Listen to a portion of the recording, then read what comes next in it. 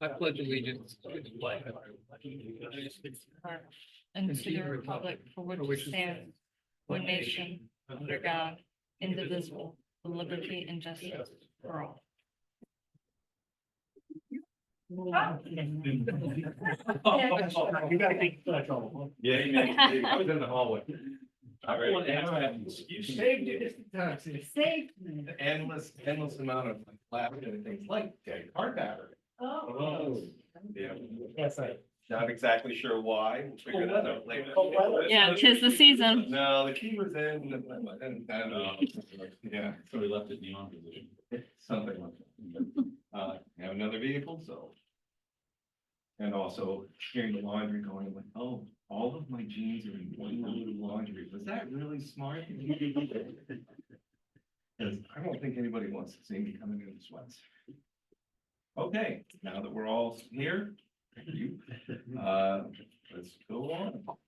So first thing, we're roll call. Any adjustments to the agenda? Yeah, I think you need to swear in. Yeah.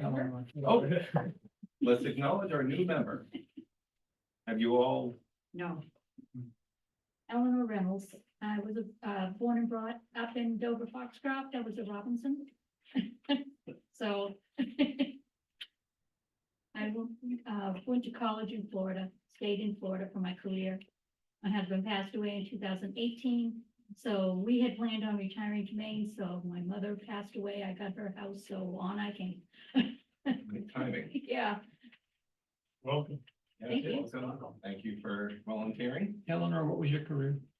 I was I started as an accountant for a law firm, but I gradually absorbed the administrative duties, so I became a firm administrator. And I'm still working for them remotely. Excellent. Thank you very much. You're welcome. So any adjustments to the agenda?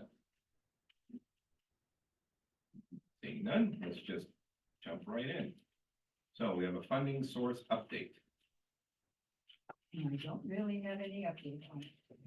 I have not found anything else unless anybody else has. Mr. Perkins is here. Yep, excellent. All right, so nobody else has anything else? Okay, Representative Perkins. I want to do funding source updates before we go, which I did. I didn't bring any handouts or anything. I did get the information I'm gonna tell you to. I'll see this so you can have it for your minutes or your notes, but, I did reach out to the members of our energy committee down in the legislature, and I told them what our situation was. Told them about the situation with the dam, and, as I'm a first-term legislator, most of the members on the energy committee have been, with the exception of one member, have been in the legislature for a long time. And they knew a lot more government contacts in that field than I knew. So they were able to give me 4 contacts. Some of them aren't in government. I know Sean asked me to reach out to specifically about state government people, but I figured if I could bring any names that might be able to help the group, it would be helpful. So one of the people that was suggested that we reach out to at some point during this process, if we decide to keep the dam ultimately, is Deidre Snyder with Maine PUC. And I was told that she could, if the dam stays and at any point there is any power generation done, that she would guide us through that process. But that's if the dam stays and if power generation is done. Another name was Ed Ford, and I don't know if many of you know Ed, he works in Senator Collins' office. So it was explained to me that there is federal funding for small dams, and that since this whole process has started, there's actually been 2 rounds of that federal funding, but that this dam was never considered, and it wouldn't have been considered because of the situation with the dam, and that it was pretty much looked like the dam was going to go away because the Salmon Foundation was involved. The way Ed explained it was, once the Salmon Foundation gets involved, those dams are never considered for the funding because they're pretty much written off. But now that the situation with the dam has changed, he encourages the group to reach out to him, and he can help the group apply for grant funding through that program. And you guys actually have a chance of getting some funding from that source. So I guess that's a funding update maybe. Another one who's not with the state government, but is actually with CMP, is Kathleen Newman. She's actually the Director of Government Affairs with CMP, and she's very familiar with operations like our dam. And I was told she is a fount of knowledge, and any questions that you guys have with possibly re-energizing the dam, that she used to be Paula Page's chief of staff. That she has a lot of experience with dealing both with bureaucratic red tape in state government, dealing with these kinds of projects. And then she's very agreeable to talking to people about this. So that's another source. And then, there's one more. I have a brain drain. Oh, Commissioner Johnson. So Commissioner Johnson's, Heather Johnson, she's the commissioner of the Maine Economic and Community Development Office, down in, the Cross Building. And I've worked with her in the past, and she is extremely helpful. Now, it doesn't mean that there's any group that's willing to look into possibly, for example, a private group coming in and putting in a generating facility at the dam, but if we reach out to her and say, hey, listen, this is what we have. If a group exists and has reached out to the state and said, hey, this is what we're doing, she would be the point of contact, and she would say, hey, we know the dam that's looking for that. And so reaching out to her office would definitely be a good idea. And like I say, Commissioner Johnson is great. She's always been very helpful. And her staff is amazing. So that would be another group to reach out to. Excellent. I wish I had more for you, but like I say, I talked to the people that know a lot more about me on this topic, and those are the names, and those were the most likely names to get us involved. Yeah, so thank you very much. I mean, it's highly specialized. Yes. So, any questions for Representative Perkins? Thank you. No, but it makes me think a little bit, and I think this maybe is the appropriate point in the meeting to say this, but I've been thinking a lot about funding options and where, how can we find money? And it's gonna sound funny, but the more I think about it, it's like, it's one of those go big or stay home things. I can't envision finding people that are gonna be willing to give us $2 or $4 or $6 million for a single project like restoring the dam or the hydro system. But if we go big and not just, I think this would work, hydro or not.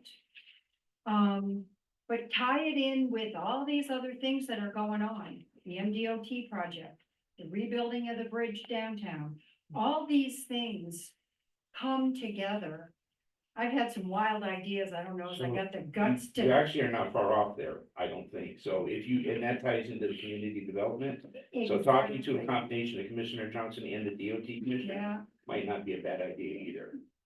because what I'm struggling with and in terms of looking for funding is we as a group don't have a vision of what we're asking somebody to fund. Perhaps the rebuilding of the hydro. And to me, that's still a separate thing. But I think whether we did hydro or not, all the rest could still happen. So I'm gonna throw this out because I've said it to 100 friends. So now I'm gonna say it to these friends. Here's a crazy idea, crazy. But I kind of wish we as a group maybe had some time where we could throw these kinds of things out. So I'll be the first one to be crazy.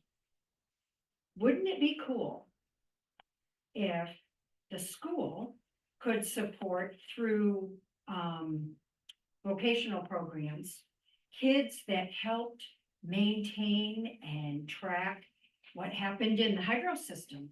And then, I don't know what the deal is with the mill, but green energy is a big deal. So now, what happens if those kids, and we post it as an educational green project, now those kids could maybe help manage and promote putting solar panels on the roof.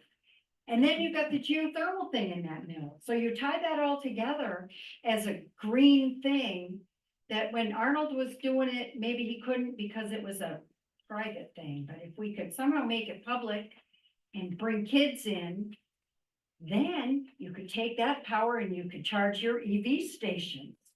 That would be kind of cool. And now so you've got hydro or not. That would be a plan to take to Right, Commissioner and so I'm Johnson. thinking, nobody's gonna say, oh, we'll give you $4 million to rebuild that hydro, but somebody might give you $8 million to educate kids and promote all this stuff. And Then when I was looking at all these dam options, one of them put rocks on the bottom side of the dam instead of the top. So then I got thinking, well, wouldn't it be cool? We keep the dam, fill in below the dam with rocks, something that fish can jump up.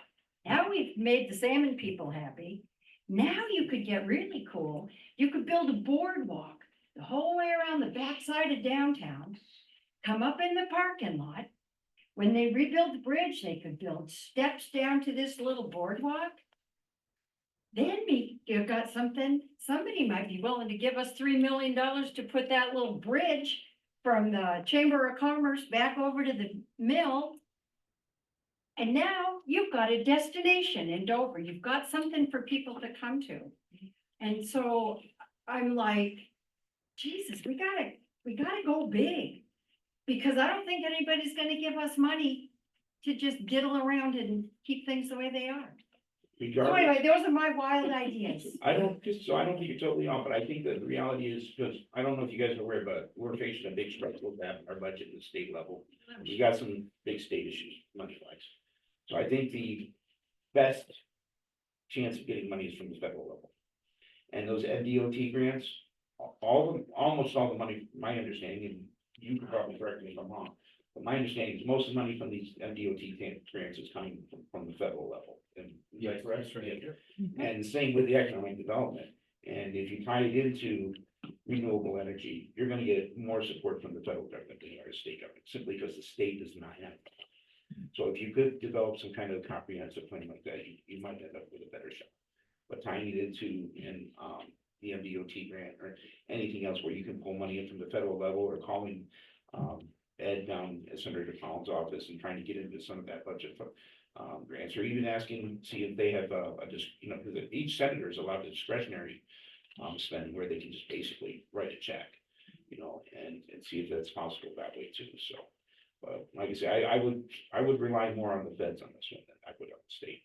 But that's not a bad way to approach it, in my opinion. So. Anyway, so someday, if other people have wild ideas, Well, let's hear them. I'm gonna add one part of the wild idea, because you mentioned it last meeting, and I've been thinking about it, you said we need a book.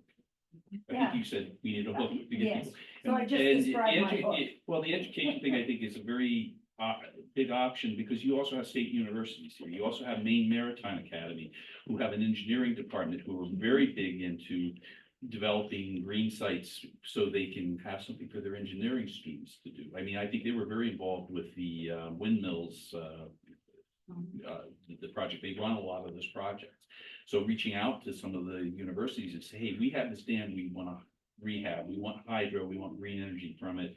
Can we see if there's any interest in, because there's grant money in education, and when you said the hook, that made me think about it. So I'm just throwing that out there too. That might be another source to look at. So the reality is, every town wants to do this destination and just do we're the hometown destination. We look like the picture postcard destination.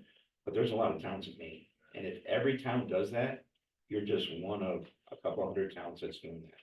So you're Dan, and you're building that in, plus having your ID. That's your destination. It's not just we're gonna revitalize the downtown and be the picture postcard. Because everybody's doing that, and you're no longer the hook. You're one of many dozen. So. Okay, thank you very much. Now, Sina will coordinate with, as part of this meeting, we'll figure out how to divide and conquer and contact all the people that Senator Perkins brought to our attention and see where we can go with them. Okay, so we have next approval of minutes from the last meeting. So moved. Second. Any discussion of the minutes? Okay, all in favor? So, thank you very much. Okay. So evaluation of the cost of dam repair. We've got that. Chris, if you wanna, Well, actually, this came about because I just gave you a list of things that a consultant would be looking at, and suggested that if you were looking to get a sense of scale and options, that Bill had a lot more data So Bill's been working on it. So, and you get a PowerPoint, do you? Yep. Okay, so if we turn the lights out, we can see it. And pull people over that way, so Yeah, you guys are gonna. they can see the screen.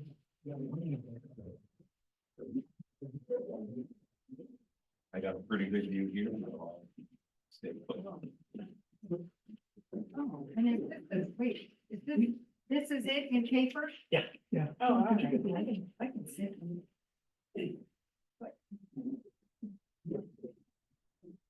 Turn the lights on.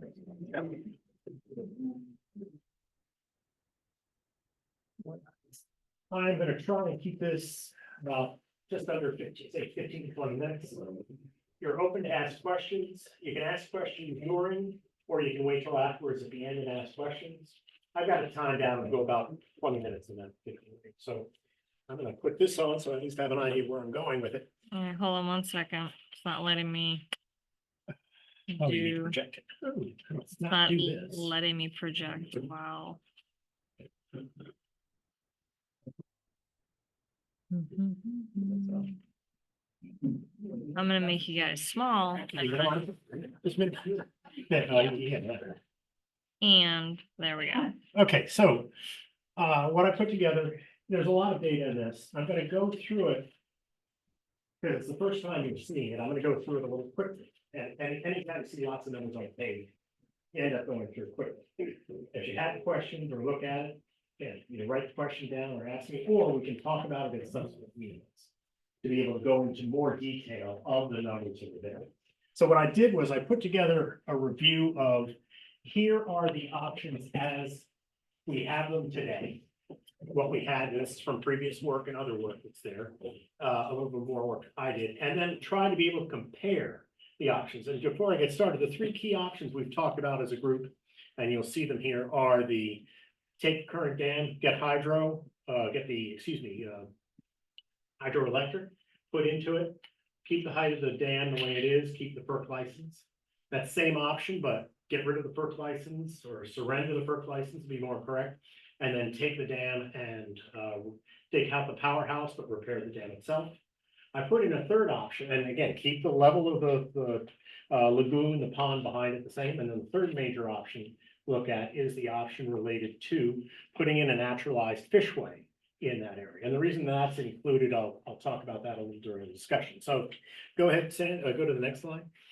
When we're going to talk about what I'll call considerations or criteria we can use to evaluate the dam. And this is a presentation to you all to say we need a way to analyze what is the best choice. And this is the way I kind of put together on my own mind to be able to do that. So we have considerations or criteria for the project. I'm going to talk about what those alternatives are that I just mentioned a second ago. Then I want to do a qualitative comparison of the criteria to the actual options that we have. Then I want to go into a little bit into the weeds and do a comparison of project costs based on the project costs as we had listed from the previous work that was done.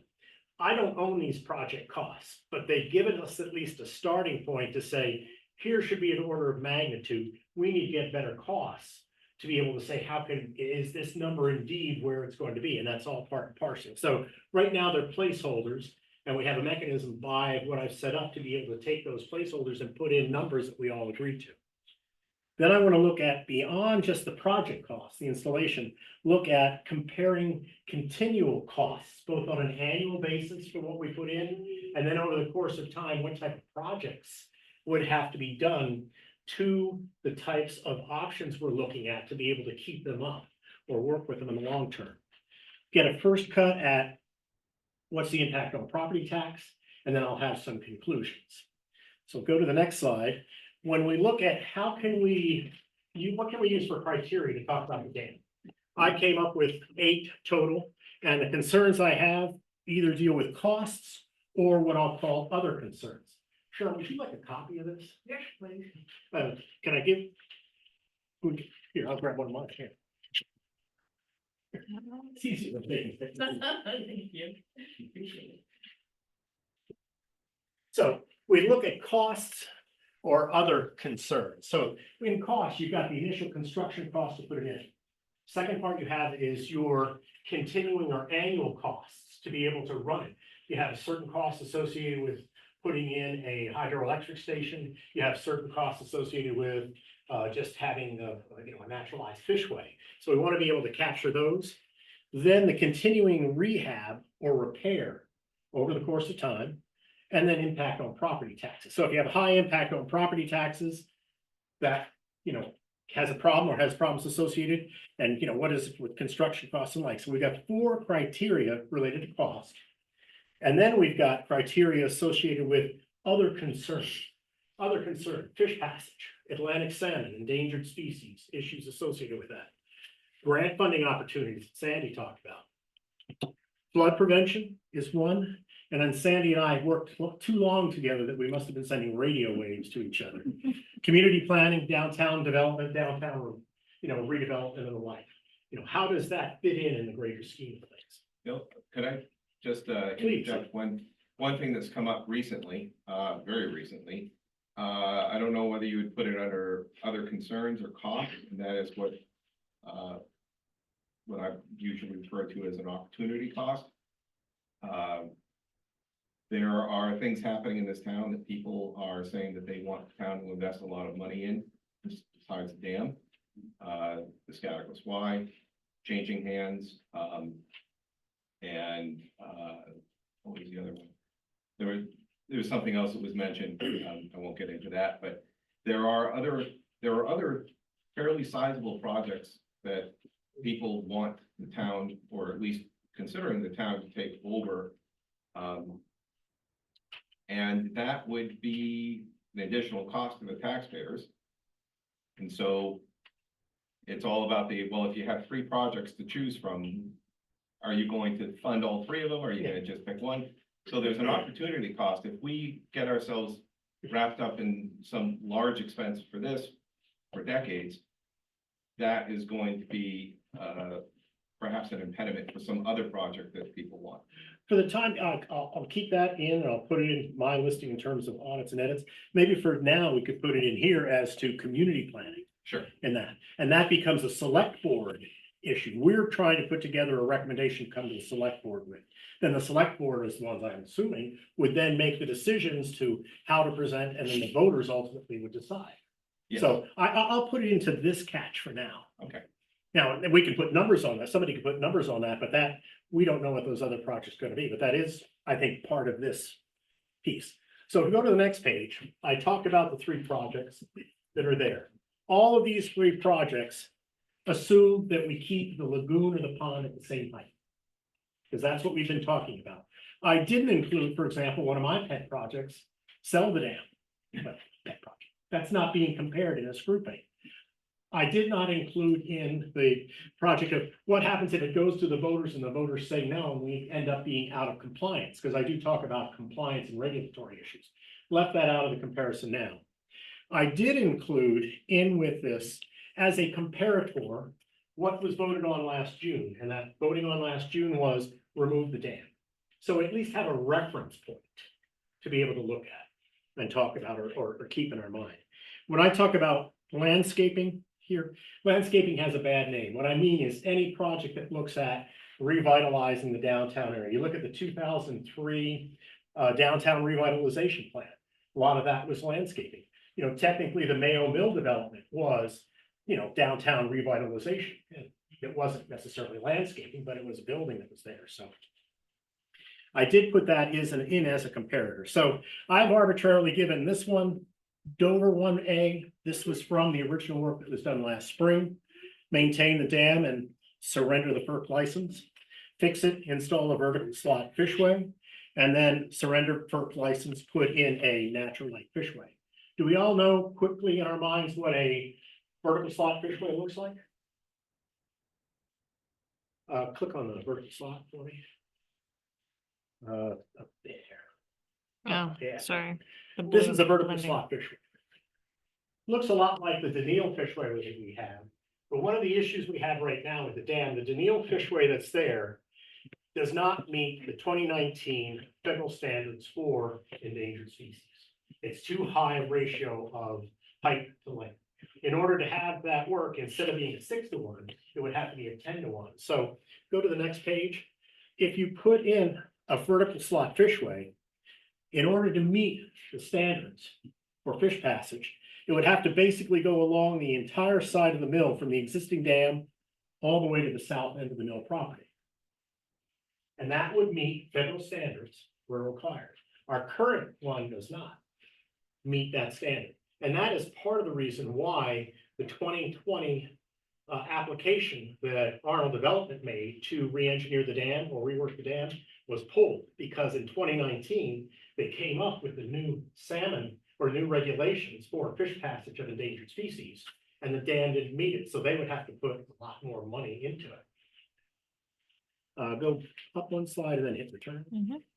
A natural light fishway is the one that's down in Howland. Go ahead and click on that for me, I'll see that. And that's just basically, Sandy was talking about it earlier, the idea. Basically, it starts from a high level, goes to a lower level.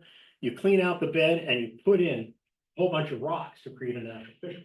This is a very good way to deal with having salmon passage and fish passage. But as you'll see in a few minutes, it comes at a cost. Go ahead and return me back. So here are the three main ones, and I have a reference one of removing the dam, just so we have that in our minds. And so if we're going to look at these, go to the next page for me. Here's how I put it together in terms of creating a table to be able to look at the three alternatives and a reference point, and then costs and the other issues that are there. And if we come up with additional criteria, we can define those, put those in, and be able to work with them. So what I did, I went through an exercise on my own with some assumptions. And the exercise, and again, this is just me trying to be able to give them an idea of how we can use this technique to be able to come up with what's the decision, what's the better choice, what's the poorer choice to be able to look at. So if you go to the next slide, what I did was, based on the data that I'm going to show you in a minute, I filled in which was the lowest option, which was the highest option. And then you're going to see actual hard numbers for this in just a little bit. And then the same thing for construction, annual cost, continuing repair, and rehab projects. Now, I put a star here for now because I'm waiting for the Kleinschmidt information to come back so we can find out what is going to be the impact, what type of electricity rate can we work. What are the costs that they're coming up with? I have a cost that I put in here. What are the other issues? So for the time being, I have a star here because this may change to middle. I don't know, based on where we end up, but at least I'm putting it in based on the assumption, and also based on the assumption as I go through this, we're not going to get any funding. Now, that may not be the case. I'm hoping it's not the case, because that's going to impact each one of these differently. We may be able to get funding, for example, for like Nature Like Fishway, because part of the Nature Like Fishway is we take out the existing dam and we put in the fishway to keep the lagoon height the same way. And that comes at a cost, but at least that's a possibility. If taking out the dam, maybe we can get money to take out the dam, but then we might be on the hook for putting in the fishway. I don't know. I'm sort of like Sandy, I'm sort of spitballing as to what are the alternatives, but at least trying to be able to give people a way to think about it. Because before we talk about the options, and I'm trying to give here's a concrete piece of what the options would look like. So here's my first take with caveats. I did the same thing for the others. Yeah. Yes. What you just showed me said, put a little light bulb on in my head. I had not been thinking about your impact on property tax thing correctly. Isn't impact on property tax directly the same as total cost? Yeah, the total, and you're right, Sandy. This is where it's going to come in, but you may get different levels of funding for this. So if you got, for example, funding associated with power generation that we weren't expecting, that might make it more expensive, or we might get funding for part of this. So that's why I'm starting out with the impact on taxes as no money coming from the outside. That's not a true assumption. I'll admit that right today, but at least I'm trying to give you all a format that we can look at this and then come to an agreement of what we think is the reality, what we can get for money. So another way to think of impact on taxes is net cost to taxpayers. Exactly. Okay. And very good. Okay, so. I was thinking somehow different, but. Okay, so if I go next page, did the same thing down here. I put in an assessment and I went from best to worst. Now, for example, What would be the worst case scenario for fish passage? Our existing Daniel Fishway on the dam is the worst case scenario. So these are fair, they meet the requirements. The Nature Lake Fishway is good. Ultimately, with the least amount of hassle, that's the best, which is the system of removing the dam. And I'm not promoting removing the dam, I'm saying we need to keep it in our mind as to that being part of it. Same thing for, flood prevention. What would be the worst thing for flood prevention? Taking the dam and raising the level 2 feet higher to get more head on the dam. That would be the worst case. Right now, we have a certain level of flood protection in town. If you lowered the level of the lagoon, you'd be better. And the best is removing the dam. You're still potentially flooding, but that's, so putting in that situation, then if you go to the next slide. So this is my first cut based on the assumption of no money coming from the outside. Here's kind of qualitatively where I see the situation. And again, this changes as we get more data. As we fill in numbers, we'll be able to get a better idea of where these actually fit. You go to the next slide. When I'm looking at, good, better, best, highest, lowest, it's hard to be able to come up with what's the best ranking. Because I used to do all, previous work that I've done in the past, I always went with rankings. So I went with the ranking scheme of going 1 to 4, lowest cost to highest cost, 1 to 4, best to worst option. So I quickly, go to the next slide. I quickly filled in mine. I give an example of it in the slide grouping that's there. I'm not worried about that particular piece at this point, but I want to be able to say we can't do that. Go 2 slides down for me. One more. And so this would be an example of what it would look like going 1 to 4 for cost. Again, asterisks here because we don't know what we're going to be able to generate for revenue until we get the report from Client Street or get a better idea for revenue. Same thing, property taxes, because that's going to be, like Sandy said, it's going to be a net based on what your construction project cost is, and I'll talk about that in a minute. And the same thing here. So you can come up with a subtotal based on a sum based on cost, a sum based on the other criteria. Now, if you want to get fancy, you can give these a weighting. So you come up with 100% and you weight 1, 10%, 20%, 5%, then you take that weighting and add it. So they're all sorts of ways to be able to prioritize what's the most important, what's the least important. I just did this as a quick equal weight. Each one is equal, coming up with a number for these groupings, 10, roughly 8 to 10 here going up higher. This could easily, which is the power generation one, be down below 20 if we can get external funds, if the electricity that comes out of it can pay off the debt associated with it, can pay off the cost of running it, can pay off the continuing costs that we have for it, etc. So this is just a quick cut to show you what it could look like. I'm not saying this is where we're going to end up by any stretch, but I want to at least give you an example so you can look at it and say, hey, maybe this is a technique we can use to be able to analyze what we've got. Go to the next slide. Now what I really want to talk about is, let's talk about the costs and the costs as we know them today. They do need to be refined. I'll say that flat out, but I have a format by which we can do that. So we've got the grouping, keeping the existing dam, generation with FERC, keep the existing dam, surrender FERC, Nature Lake Fishway, and the previous example we had for reference only of taking out the dam. Some of the notes, contingency is at 30%. Are any of you familiar with capital projects or work with capital projects? When you work with capital project, if you have a contingency of 30%, that means you're not really sure totally what you're doing. When I used to work at paper mills, they required us to get down to a 15% contingency so that you knew the scope of the job, you had the work outlined, you had a good idea of what the costs are. In a preliminary costing, you never get to 15%. In order to get your contingency down, you're going to have to lower number than that. You're going to have to do a detailed study to really know where you are. That's really critical. Dealing with people who've done it before.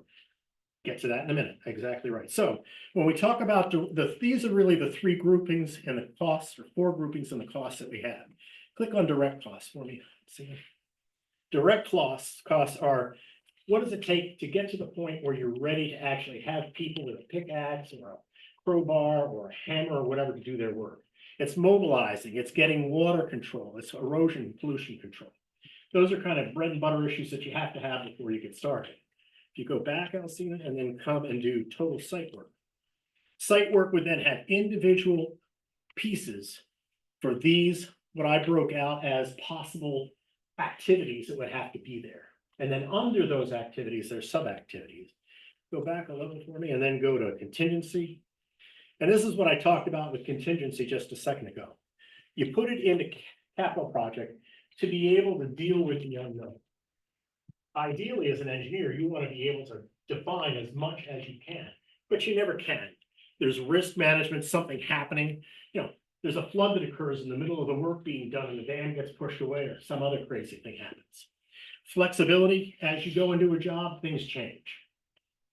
Cost control, if you have a 30% contingency in a capital job, so you have a capital job that's gonna cost you $1 million and you have 1.3 million in it with a 30, I guarantee you that contingency will be spent. May not be spent on the project you have. So it's really incumbent when anybody's manning a project to get the contingency as low as possible. That way you gain confidence with the stakeholders being your town, the people that are in the federal FERC, people that are even, Salmon Federation, because they're gonna be a stakeholder in this whole process to make sure that they know what you're doing, and you know what you're doing. Go back one level. And then finally, the delivery costs are what I would call project management and overhead costs. And so you have everything from permitting that's required, full engineering design, contract administration, the accountants, cutting the checks. Construction observation, you have people there that are qualified that can watch and make sure that progress is being made, like you're doing a house. You always there, you want to be able to see what's going on, make sure the work is being completed, and actual project management. Go back for me, Alcina. So this is a grouping for each one of these. The data that I took to be able to get to these, if you click the bottom for me, comes from the original dam report that was done last spring. And that puts in their numbers. I found some mistakes in it. I found some things that didn't make sense. I added one where I took, this is M1A, which is basically maintain the existing impoundment, but I added to it and said, what would it take to do hydro? So I did one like that. If you go back up to the top again and take, for example, the Fishway power generation, I now have a spreadsheet, and the spreadsheet has those items. And what I've done with the items is I've tried to categorize them into groupings. You want me to take a closer picture for you? Sure. Okay. So here are the groupings. We've got direct costs, the site work based on the type of site work being done. This, by the way, this information is on the Mayo Mill Dam website. Just go into the, I think it's Appendix G or Appendix H, detailed costs. All I did was I took what they had, put it in a format to be able to now, if we want to change that number, it's not going to be 975,000 for dealing with dam rehab. We come back, somebody else says it's 500,000. Okay, we put the 500,000. Now we can do that. We don't have to have somebody else do that for us. Going to be able to get the cost, have the contingency, have the other sides. So I've done that basically.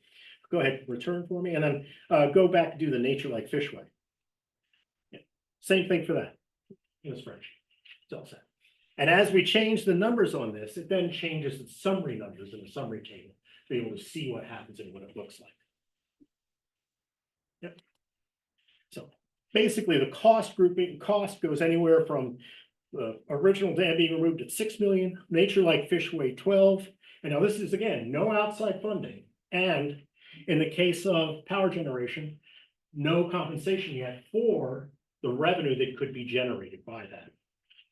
Going up 8 million for not having hydro. And then basically in looking at the information had available, I put in a number of about $2 million to be able to do the rehabilitation and fixing up of the powerhouse to be able to generate electricity, which is 300 kilowatt capacity. And that's about what we've seen in the information that was presented to us previously. We'll know when Kleinschmidt comes back, oh no, that's $1 million over and above what you have in the dam. Great, that number comes from 10 million down to 9, or these other costs change accordingly. So you can see anywhere from $6 to $12 million. Go to the next page. Now we have, and I'll talk about that whole construction cost in a minute and how it relates to what Sandy talked about. Same thing, but looking at continuing costs. So we have the two types of continuing costs. One is an annual cost, and the other is a repair and rehab. So I picked a time frame of 30 years, because if you look at the life of dam, 30 years looks about right. before some other major project might have to be done. Also, if we're looking at a bond, a 30-year bond is a very common bond. Maybe we go with 15, maybe we go with 20, but a 30-year bond, so we can spread the payments associated with construction to that. And that would also give 3 projects during the course of this period for these rehab projects. If you go, okay, no, not yet. In groupings, continuing costs here, 65,000. That number is taken, the original number in the stuff last year had a different number. That's taking the number from Kruger back in 2013, which was about 38,000, and inflating it to get it to 2023 dollars. And this basically covers individuals that are there. It does not cover permitting costs. It does not cover issues like the dam itself may have to be re-licensed. Jack, do you know what the date of the license is? When that dam has to be re-licensed? So it operates with an exemption from licensure, so it's which aren't issued anymore, to my understanding. We got, when this was quote licensed, I think it was 1981.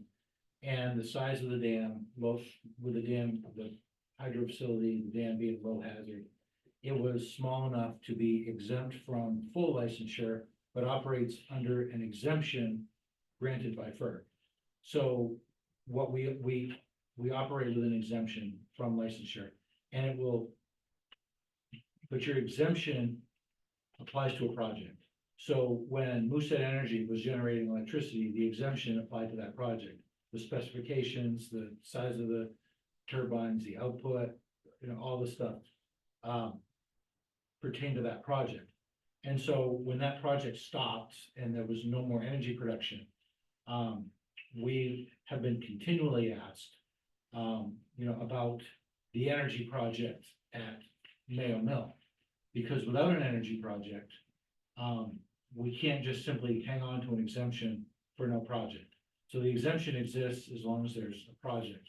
And so that's why it's critical now that we decide whether there's ever going to be hydro and energy projects or the surrender of that exemption. So there's no expiration date of the exemption.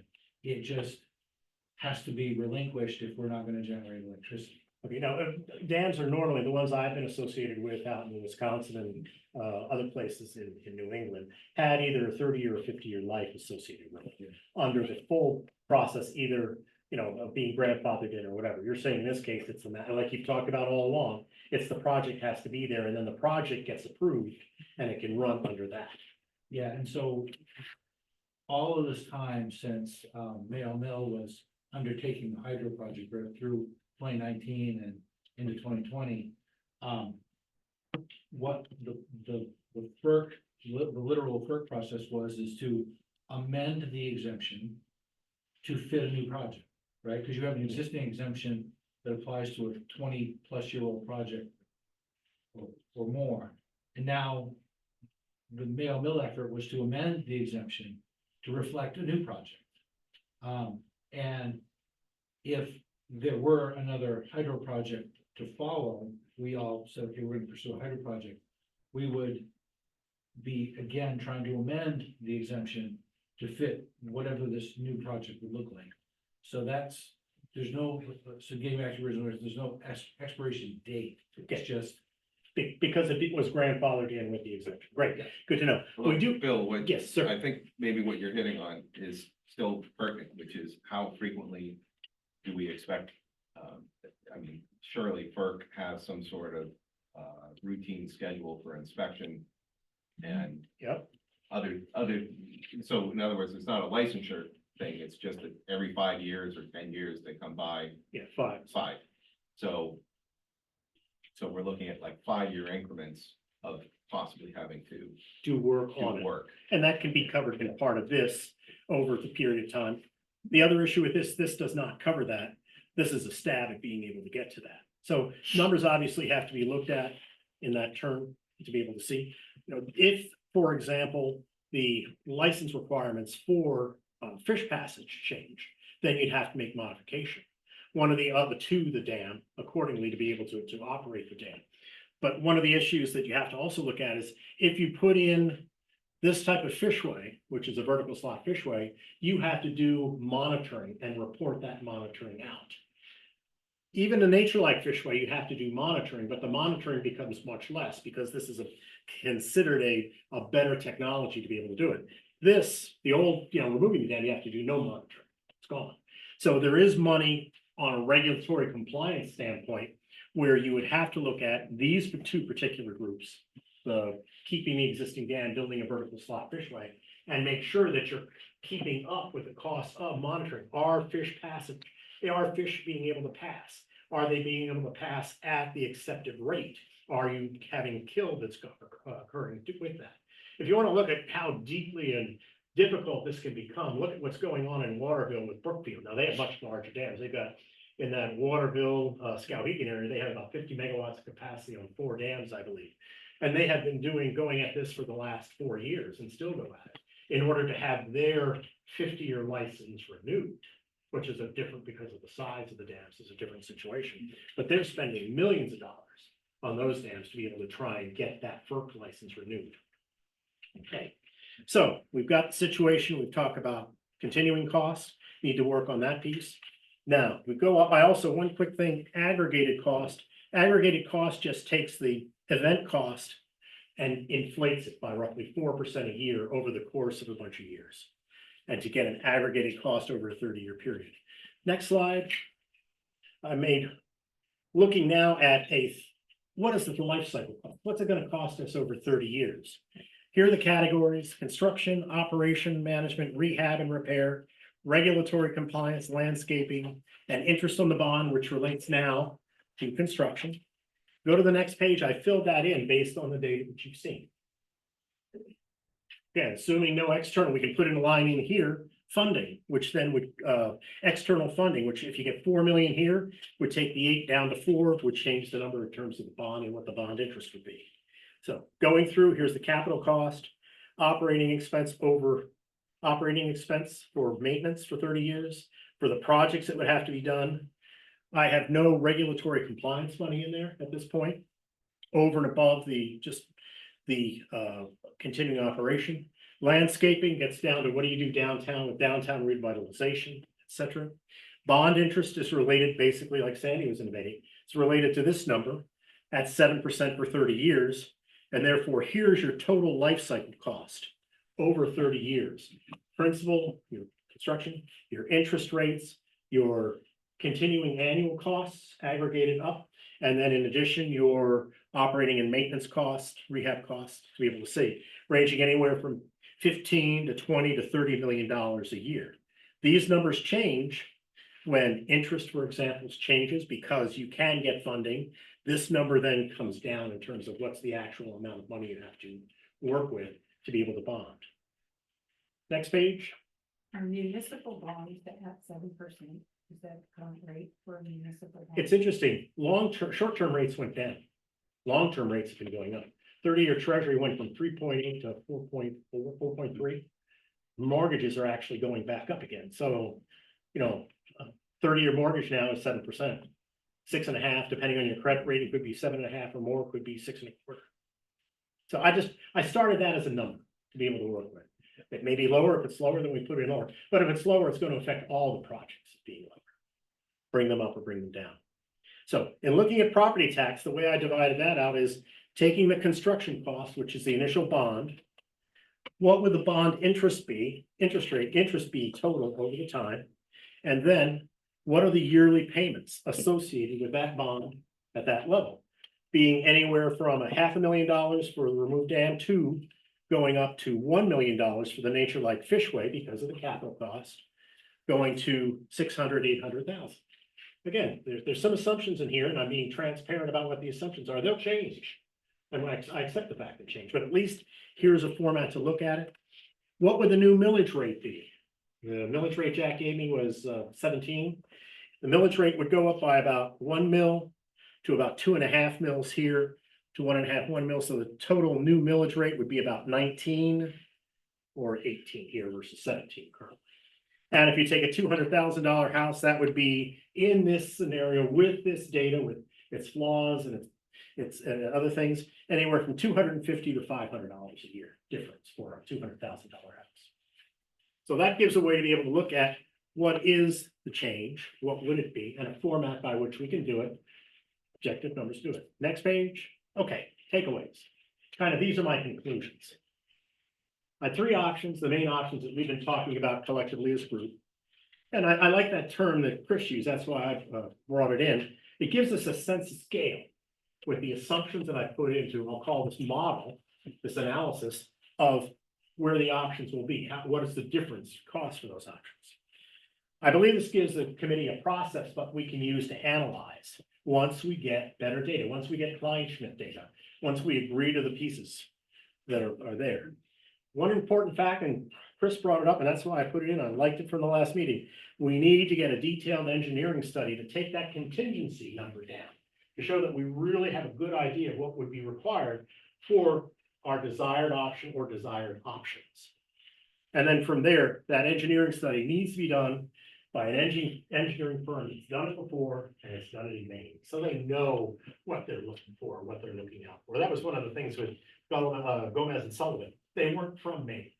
It's not that they have to, I'm not necessarily anti somebody not from Maine, but if they've worked in Maine, if they've done these projects in Maine, they know what to expect.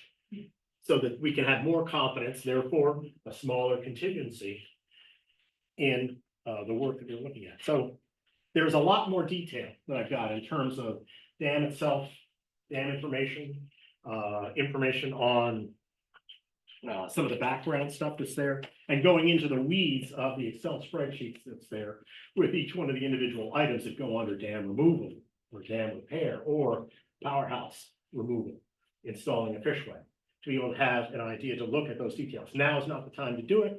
I am now at 35, it's more than 100%. Any questions? Why weren't you doing this when they were, when that last day committee was? That was They did it in a a lot different, of- they did it in a different form. This took me 2 months, about a month and a half. To be able to take it and put it in my head to hopefully communicate it to y'all, and then you can look at it and ask me questions about the details next time around, or do whatever, and then, That's something people can understand, like, I can Yeah. understand that. Where that, exactly. We didn't have that before, I wish you, I wish you were there before. I was there before, but I was Sharon, so to speak. No, I wasn't Sharon. Before, the senior Mr. Arno, sitting back, watching and asking questions. Because I've done this is the type of work I did when I was previously. Sandy would tell me, you'd love the spreadsheet, Sandy, you will love the spreadsheet. Oh, I recognize things, Bill. Viability. You betcha. Very similar. So, any other questions? Thank you. Go ahead, please. Two things, one's not related to this, but number one, you can see quickly when Bill does this, you can see where the committee before came up with their reasoning for the decision they made. Clearly, I know this doesn't have any revenue, but it's quite easy to go, whoa, okay, and they took that route, you can see that. My second point is not another question. If we keep the dam at the level that it's at, which is a flood problem, is any town, if somebody loses their life or there's damage caused by the dam that we built, that we know is a flood problem, is the town ever liable for that? Could we be sued? You can always be sued. Go to the very beginning, Right. from the very I think beginning, the that's the first answer line, is it go doesn't- down, So it doesn't Up- matter, we can no. build whatever height. You can Down always- one more. Right. The town is not. go to flood liable, prevention. I think And that, we don't have to care. yeah, I That's think all. that main, there was a site that Dan, somebody brought it up at one of the meetings I looked at, and there is some discussion in one of those sites about liability and dam and municipal responsibilities I saw. Well, where that absolutely is true is if the dam fails, or there's a defect in the work that's done, then it gets very, very messy. But if it's just the dam's fine, but we have a lot of water, like 1987, and there's a flood that has nothing to do with the dam itself, other than it existing, then I think that that's more or less who knows, but if the dam, if we just put a whole bunch of money into it, the dam bursts and it floods downtown and, you know, people lose their lives, then I would think that we would be named as a party for sure, because we own the dam. Over and above liability, I have a dog in this fight. Here's some pictures from December 19th. Not quite as high as April Fool's '87, but December 19th of this past year. Water going over the dam. See the mill? And you see the mill here. I live right there. Our elevator was out for a month. The basement was flooded with 3 feet of water.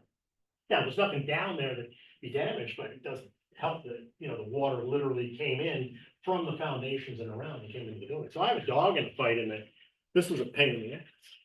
I don't like this. Now, I wasn't up on Main Street across from, for example, across from Mayo Hospital and that area. I'm not picking on anybody's names. Don't look at me like that. And where it's up, you know, several feet above the dam, above the level, and they didn't get that, but you know, that's where I live. Now, I chose to live there. I accept that I live there and do that, but I do think it's important because, again, I got a dog in the fight. And even here, this is Chamber of Commerce is right there. Even here, some people have a dog in the fight. Well, fire trucks do when you handle this stuff. Fire, Mhm. if you want to get the other, unless you had a, you know, The F-150 life jacked safety up, issue. you're not getting through. I got some pictures of F-150s going through, how they made it. My car would not make it. Yeah, don't laugh. Any other questions? So is this helpful for you? Yes. Yes. Very, very. Okay. If you want to use it, talk about it next meeting. If you want to use it as a way to analyze, be able to go through as we get data from clients, we can put it in. If we figure out how to be able to deal with that issue of funding, I'll put in a line for funding to be able to net out the net cost for what would have to be bonded, et cetera. And your point about there are going to be some large projects coming, that's really a board of selectmen Yeah. issue. So I think that the way you set this up, is to be a template for us to use as data comes in is excellent. And on top of that, if as we go along, we come up with other scenarios, we can just put them all in and compare against the other ones. So just copy the format. Make another spreadsheet. Make another spreadsheet, put it in, put it into the column, ready to go. Yes, as a fan of spreadsheets, I appreciate that. All right. Sorry, it took me longer than. No, this is, I think that this is something we're gonna come back to. We'll come back to this pretty much every single meeting, at least in some way, shape, or form. And then after we get more numbers for clients, we're gonna be digging into this one very, very deep. Okay. All right, so, now we're at the presentation that Cheryl has present, ready to present. Next. Oh, good, she's got old fashioned math, I like that. You want to chair, Cheryl? What? You want to chair? Let me move the camera, so you're. These have been doubled, so you guys can take a look at that. Let me see if I can find something to weight them down. I got it. You got it? She keep prepared. Oh, she can. Perfect. I like some. Release your basket of products. Oh. Grab whatever I can find. Well, that's experience right there.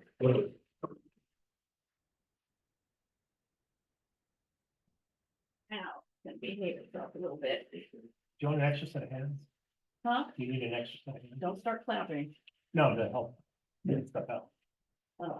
I'm just gonna try and lay these out. I don't know if I've got enough draws for them all. Really.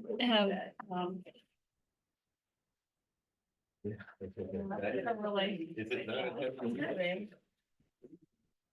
I think you guys, this is something that you might like to see. It might be encouraged by this. It might throw some contingencies around, but we shall see. Come on over. You like that? You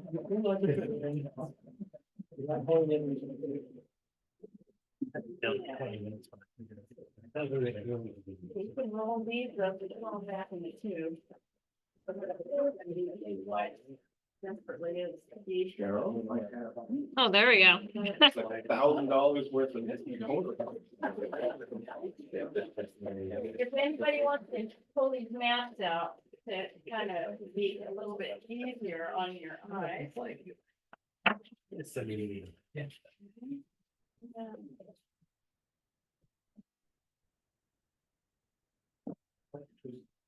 Thank you. And see, there's a Greek artist who uses the rocks from the shore, and it's quite the artist. We've been collecting these for years. Anyways, so this is a good map, and this is through the town. If you guys can see, here's the Piscataquis River, comes out here, you can't see it, comes back over here. Here's Pleasant Street. Here's where you put your boats in. And here's the Mail Mill Dam building, here's the dam and the bridge, okay? And so, Jake has done some elevation evaluation here, and like this one is 346 over there by the Chamber of Commerce. If you were to use the Fox Brook, open it up, you can avoid not one, but 2 dams, can have a natural fish passage and open this up because this gets flooded anyway. So you bring that baby down here, you follow the stream, you bring it out to the other side of the Piscataquis, which is at 317, it's all downhill. And then all you need are to talk to MDOT. And you are so right on, because all of this can be connected with the projects. That's an interesting thought. I actually had the same thought, but here's a couple of questions. If we do that, what keeps those nasty pike from coming up here? Because if you've got a flush of water, cold water coming down through here, okay, what are the salmon naturally gonna go against? The thrust, right? And it's cold, which is what they love. The pike like warm. So guess what? They're gonna probably avoid this and they'll go this way. So you may not even need to worry about the pike coming up here because it's pushing against them and it's cold, colder than they like. So you keep the invasive species out and you have the salmon happily going this way. Do you have an elevation profile on Foxborough? Take a look at these topo maps. We didn't completely draw, you know, we were kind of hesitant on drawing on these things. I have a question for Anyway, anybody go that ahead, can you answer. look. I'm not a fish expert. But one of the concerns that was expressed to me, and I didn't have the answer, but regarding the pike, if we had an actual fishway, wouldn't we have the same concern about pike, or the people that have concern about pike? That's That's a good question. Well, actually, If it's above this dam, no, because right now that dam is buried. Right, I understand that, but what I'm saying, just all things being equal, if there's a concern about pike coming up this, wouldn't you have the same concern about pike having a natural fishway? no, again, What's that? No. That same barrier. Pretend this doesn't exist.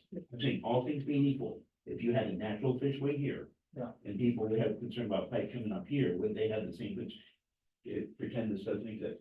When they have the same concern about Yes. pike, if that was a natural Right. fishway.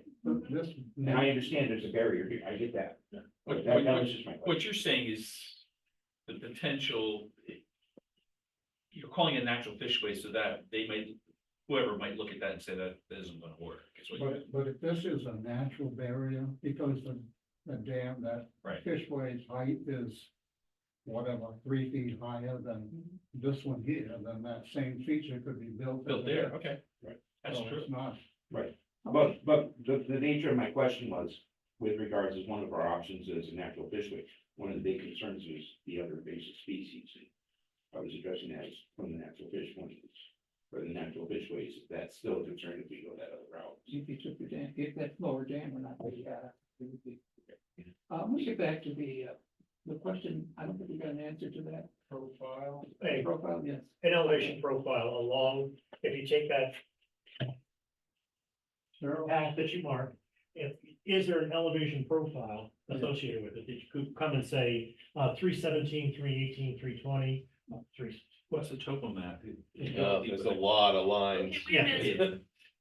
Jake has something to Cheryl say. has a contour map that she got from the town, that it shows all of the elevations there. Excellent, and that's, Well, you can go on Google Earth and you can Right. pinpoint all of these and you can look at every single point that you're questioning. Yeah, And you can get the elevations, but generally it's from the top to the bottom and it goes downhill from here.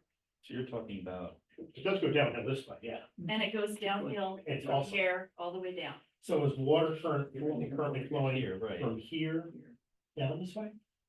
Not all At the flood time. stage, It's it is. dry. At flood stage, it is. Gotcha. It Yeah, dries problem up. is they don't. It's I a can quiet see little where they're stream labeling in the, part the right now. It's not elevations. completely there.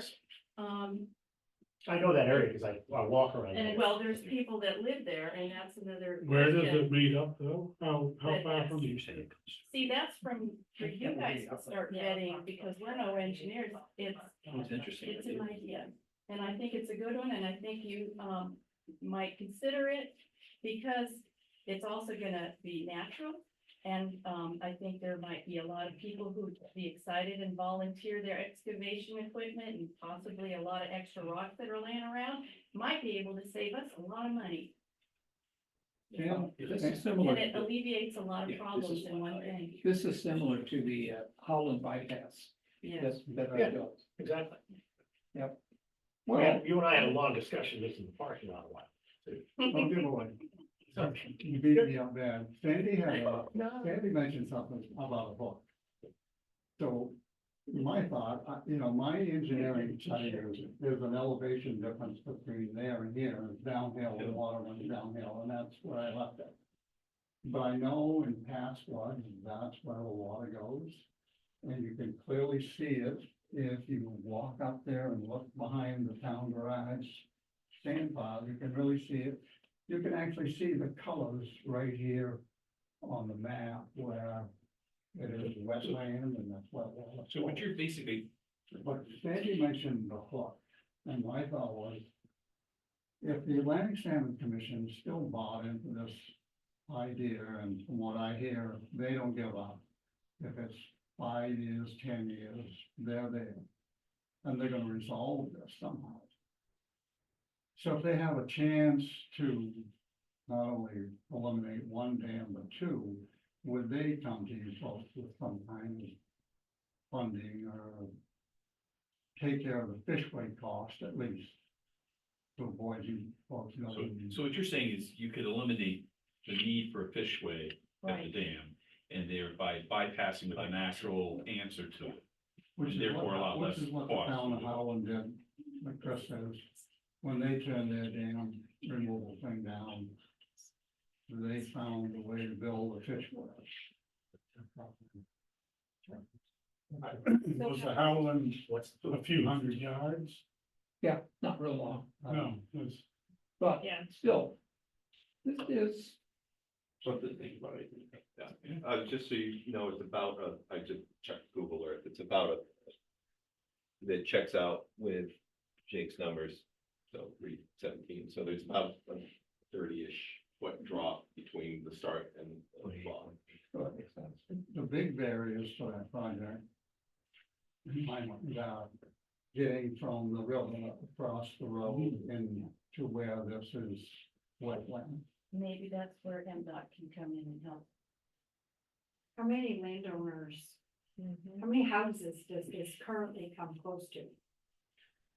A lot. I think it's 6 before you get, I mean, there's houses on Pleasant Street and. Well, it's all private property, so Right. whether there's a house there or not, it's. And then not to mention permitting from. actually doing it. To make it deeper, not for, because it is a quote unquote seasonal brook, it's not. Right, it would take the necessarily- pressure off the flooding. But one landowner could drag that legally out. feel- In the timeline is, there's no way. but that's not where I would start. The houses aren't especially close to. Yeah, where the water it doesn't, goes down. it doesn't matter because the property owner has rights that Sure. don't matter whether they've even got a house on it. But this isn't where I would start. If I had a competent Gomez and Sullivan, not them specifically, but something like that. I want a little spitball estimate as to what it might cost to build something like this. And I'm talking about moving earth. there's probably a lot of implications. How do you get across the road, for instance? But you know what? I don't want to answer those questions. I'd like somebody who knows what they're doing, Yeah. or at least give us the number. And if they came back and said, well, yeah, you can do it, it's a great idea, but it's gonna cost you $32 million. That's one thing, but we don't know. Right now, What's the mill rate go up to? right now, we don't know. I think that's worth spending some money on. To get at least a competent engineer to give us a spitball estimate as to whether this is worth doing or not. This is one of those things where you want to come back and say, look, we looked at that. No stone unturned. With the, Absolutely. with the Salmon Federation, could we also get a sense of how acceptable that would be as another alternative for them? Oh, yeah. Fish passage. Oh, yeah, Yeah, absolutely.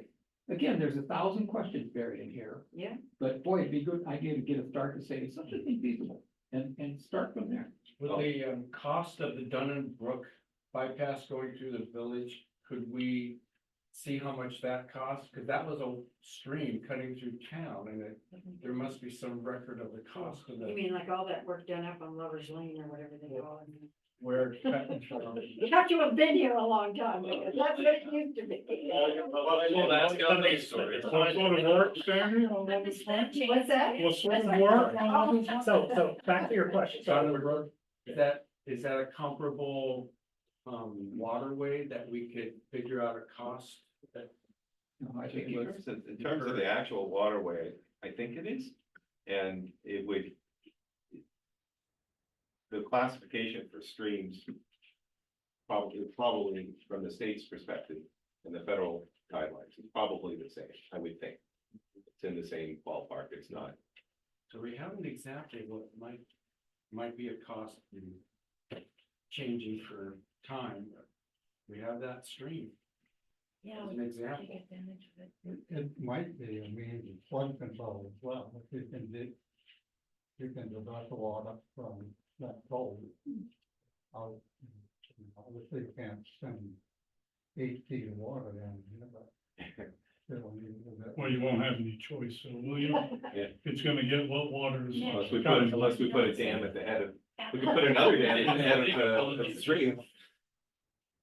So there you go, all the engineering questions, and maybe there needs to be control gates or something, you know, to manage it or something, but maybe it needs to be widened, I don't know, or deepened, both. So Chad, you may end on this dam. Were you suggesting that if we did something like this, we wouldn't need either of these dams? No, well, I wasn't suggesting that No, at all. but We don't know. there's this no one. fish issue. And I, anymore. no, I was not Okay, suggesting that at just all. want to close that topic, that's fine. Just how do you define Okay. land? Right, yeah, it was just It's a hypothetical. hypothetical for a point of concern. But so I did have another question. Everybody, I'm the person in the room on this topic, but didn't, Farmington remove a dam a couple of years ago? Walls and spills. And they still had flooding this last big storm season when we had flooding here, right? That was on Temple Stream that they removed a lot, and well, no, that. It wasn't the far- same? Not the Okay. same dam that caused the flooding, no. Okay. That was a different. That was dam my on question. Farmington, yeah. Yeah, And that's why I asked, because I didn't Yeah, know. Temple Stream empties out further, down Sandy River and wasn't attributed to the flooding that hit Okay. Farmington. and then the other thing that they to consider is that. Kind of whatever your natural level is, even if there were no dams.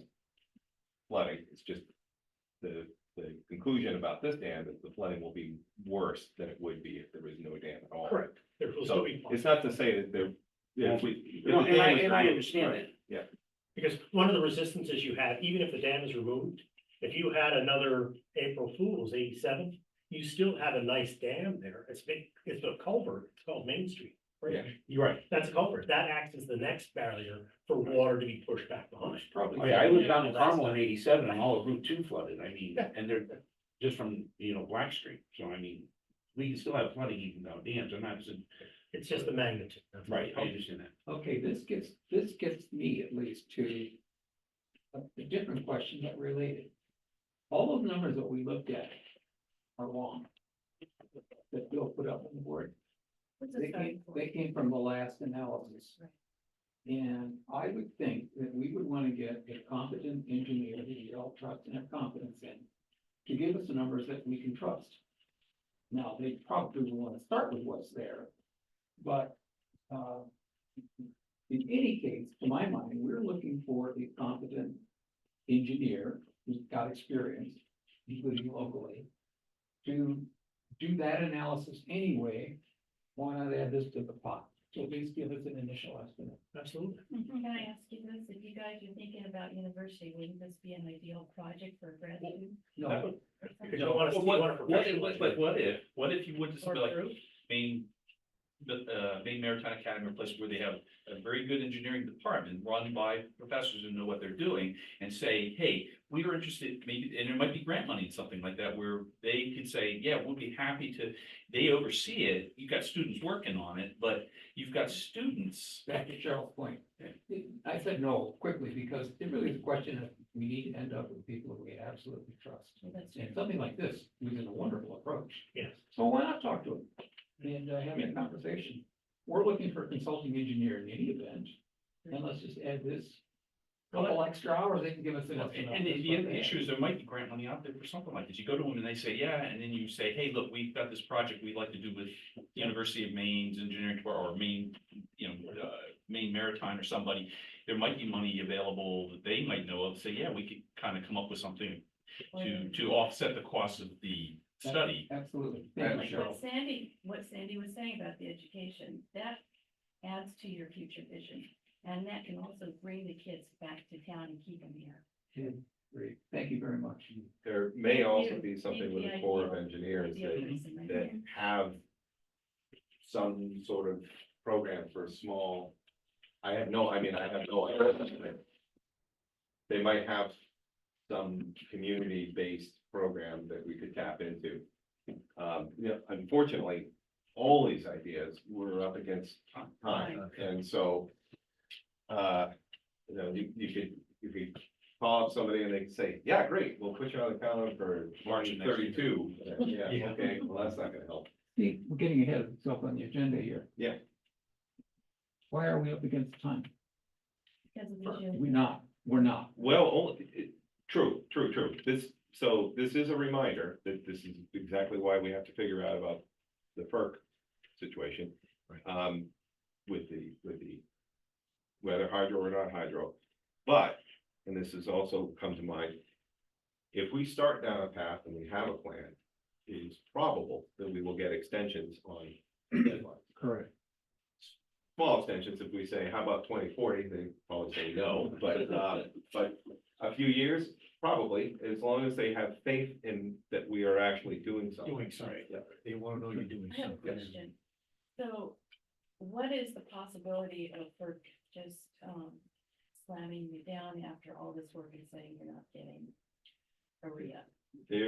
So we have to How apply. close to that would they be? We don't know. The thing is, we have to present something to them. They then present it to all the stakeholders.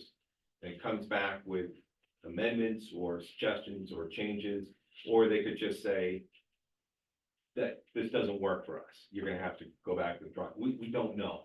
And that is, I think that it's a good thing to assume that whatever we come up with will not be perfect. That there'll be some pushback on this or that, the other thing. And whether that costs an extra $500,000 or an extra 5 million, we don't know. I can give you a 10-page presentation I have available right now to talk about. I've got it. That's that background data. So to answer, and will answer part of your question. You have to look at the stakeholders that are out there. Atlantic Salmon Federation is a stakeholder. About 15 of them, actually. They're 15, and if you look at that, any property owner or any citizen of Dover-Foxcroft becomes a stakeholder if they write a letter to FERC with reasonable objections to look at.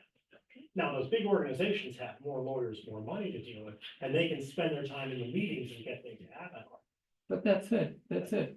Why argue us down before we even know what we want to get down? Exactly. Seriously, we need So- to think big. Yeah, Don't be take our- afraid to think big. Take our time. I'm not afraid to do this right. So when we come back to the town, we have A, covered all of the reasonable options. B, we believe the numbers that we're gonna give them. C, we have examined every possible alternative for funding sources, so that we're solid on what we come back with, right? And, looking at what Bill did, I'm complimenting you, okay? Don't hear it. Looking at what Bill tonight, if that's sustainable, what we come back with, we're gonna be solid with what we come back with. And I think we'll have a method by which we can communicate that Right. to the voters of the town, so that they can make a reasonable decision. This is worth looking at. Thank you. And you know, to David's point, and I'm just sort of thinking out loud, we may find that we would get more traction looking for funding for this study if it is a flood control study, which by the way helps the salmon, as opposed to a salmon study, which by the way helps the flood.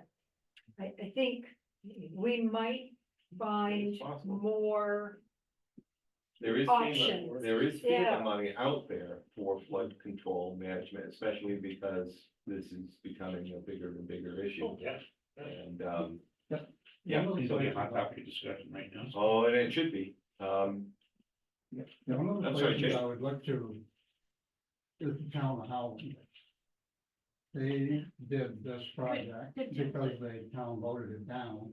They got FERC to approve this by fish bypass. They got Atlantic Salmon people, Maine Natural Resources Council. So they've gone through this whole process and they might be able to help you folks with some barriers that you might be looking at or ways to avoid. Good point. Good point. so Chris is correct. I mean, Cheryl asked you a question, like, what is our kind of the finger to the wind? What can we have a sense of if we're gonna like any of this? We don't know. So we shouldn't limit ourselves as we're going through this process. As we get further into the process, we can try testing some of the ideas. Any improvements to the stream, for example, improvements, meaning any modifications either to the beginning, the middle, or the end. We could try that one out first, and if we get back an answer that seems like it's insurmountable, then we adjust. But to start off with, assume it's possible. Agreed. Agreed. Okay, I'm happy. And even if it turns out it's not possible, it could not be possible at what we suggest, but with an amendment and more money, because it's always more money, then maybe it can be feasible. It would be great if it worked like, oh, this is a bad idea, but here's a cheaper way of doing it. No, that never happens. Cheryl, can the committee keep the scrolls, I was gonna say, and. the rocks too? No, you can hold on to one of these maps, you can keep this one, but you can always look at Google Earth, because that's what this is Google Earth. Thank you. Okay. And we're fortunate that they actually have the elevations for here. I was looking someplace else, it's all flat. It says, no data. Well, there's one way to get the estimate. Put on your hip waders and we go out there with an altimeter. Yeah, I've done that. I've got a transom that can tell me.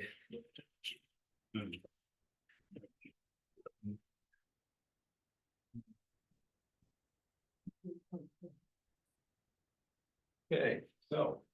I put all the front back, hopefully in the right order. The used ones are on the bottom. Yeah. Yeah. Accused of anything. I mean.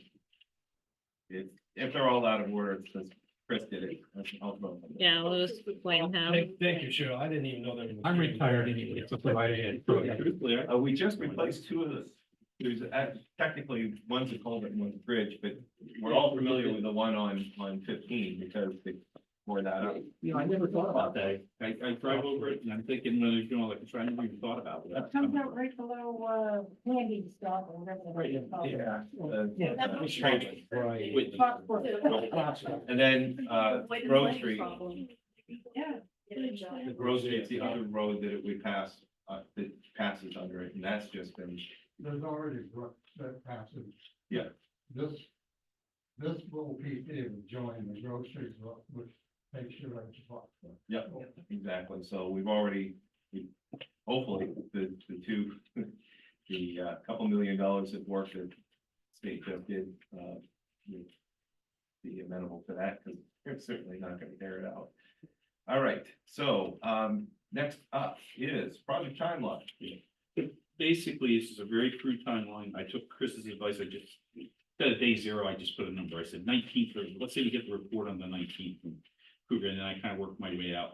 And the points I put in there were basically the board meetings. I kind of tried to be as consistent. Hit January, it's kind of up in the air. I couldn't figure out when the board meeting was. Yeah, well, I know, I saw December. I had it all set up until I went to the board meeting last night and they changed the date, so I had to get back to. So bottom line is we need the report. I think the only thing this really shows is the timeline of, the deadline. It can vary. I think the biggest issue is we need to establish public meetings. I mean, I think anything before the first of the year, we must forget. The holidays are upon us and, we're not gonna get a whole lot done other than getting the report, maybe generating a report to the board saying, hey, we got the crew report, this is what they're saying. And then that is the preliminary, stuff. And then maybe after, I think I put it, I thought maybe in January, we could have at least a public comment where the public comes in and we can kind of present our first presentation to them, get their comment, and then go back with their comments and then kind of readjust fire. Then after that, we could do, a public meeting, because I think that would be more formal, maybe the commons or something like that. And again, these dates are all just arbitrary, whatever you folks feel. Like placeholders. Placeholders, yes, thank you. I'm embarrassed after I saw that slide presentation. I wish I had that talent, but this is a very crude timeline maker I got off of, I don't know, some website, so. You could Yes, spend $10,000 for a Microsoft project. This one I think was $6 off of the App Store. And, It's absolutely worth it. Much better. What is the requirement for notice of Well, that's public meeting? 2 weeks. 14 days. Okay, so I tried to spread it out. The big issue is the referendum. I think it would be up to the board when they would hold a referendum on the dam. So I stuck it looking at I picked April 15th since that's tax day, so and then that would be kind of the endpoint. Then we have to prep whatever for FERC and give FERC our findings. Yeah, so what is probably gonna happen with the first board, the referendum, is asking the townspeople for engineering money, so that we can get whatever it is we need done.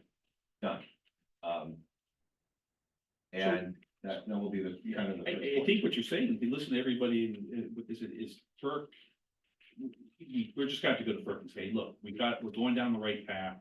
We need time because we wanna build this the right way, and we're not giving up, and we're not saying we're not gonna do something, but. Yeah. It's just I asking for- agree. Going back to the task list. 1C was, we've made a decision internally on the power generation, because we have Kleinschmidt stuff back. Okay. If we take, and that needs to come back to a public hearing, I'm convinced, right? Right. We all agree on that. Yeah. At that time, we should also be talking about what else we need to be doing, an update. And at that time, it would be wonderful if we had an estimate for what it might cost us to get a good consulting engineer. And if we could con Jack into getting us some estimates before then, so we could come back at that meeting in, you got it in January, maybe a little later, but somewhere around then. Do those two things. This is where we are on the power, and here are the things we need to do. And we're looking for this much money, you guys to let this happen for us to to get our engineer. What things have to go to a vote and what could be voted on at the town meeting? I mean, the town meeting that we had in April, seems to me all we did was vote on the budget and nothing else. Yeah. Is that all that is allowed to be done at the No, town there can meeting? be there just wasn't anything else to put on Okay, that. so Well, some of this stuff could be done at the town meeting to vote spending money, or does that have to go to a vote, a real vote, paper vote? Well, it has to, and ultimately it has to be, any appropriation has to be voted on by the town, by the townspeople. But you could But do it this. can be, it could be a traditional town meeting in the gym where people Okay. raise their hand. Okay, or that's it my could be- question. So that would be binding. If if everybody raises their hand at the town meeting, we can say we're good to go. Yeah, well, what you're looking for then, in the town meeting, of course, could be at Central Hall. At the Commons. Yeah, if you posted that as a location and you go through all the steps to have a. So let's say that the engineering firm comes back. We've got a quote from an engineering firm for big number, 200,000. Do the, To do the, To do the estimate and the review, okay? And that's the number we're voting. Okay, two things. This is what we did on the power. Based on, and I think we could easily convince them of that. Two, here are some more things that need to be done.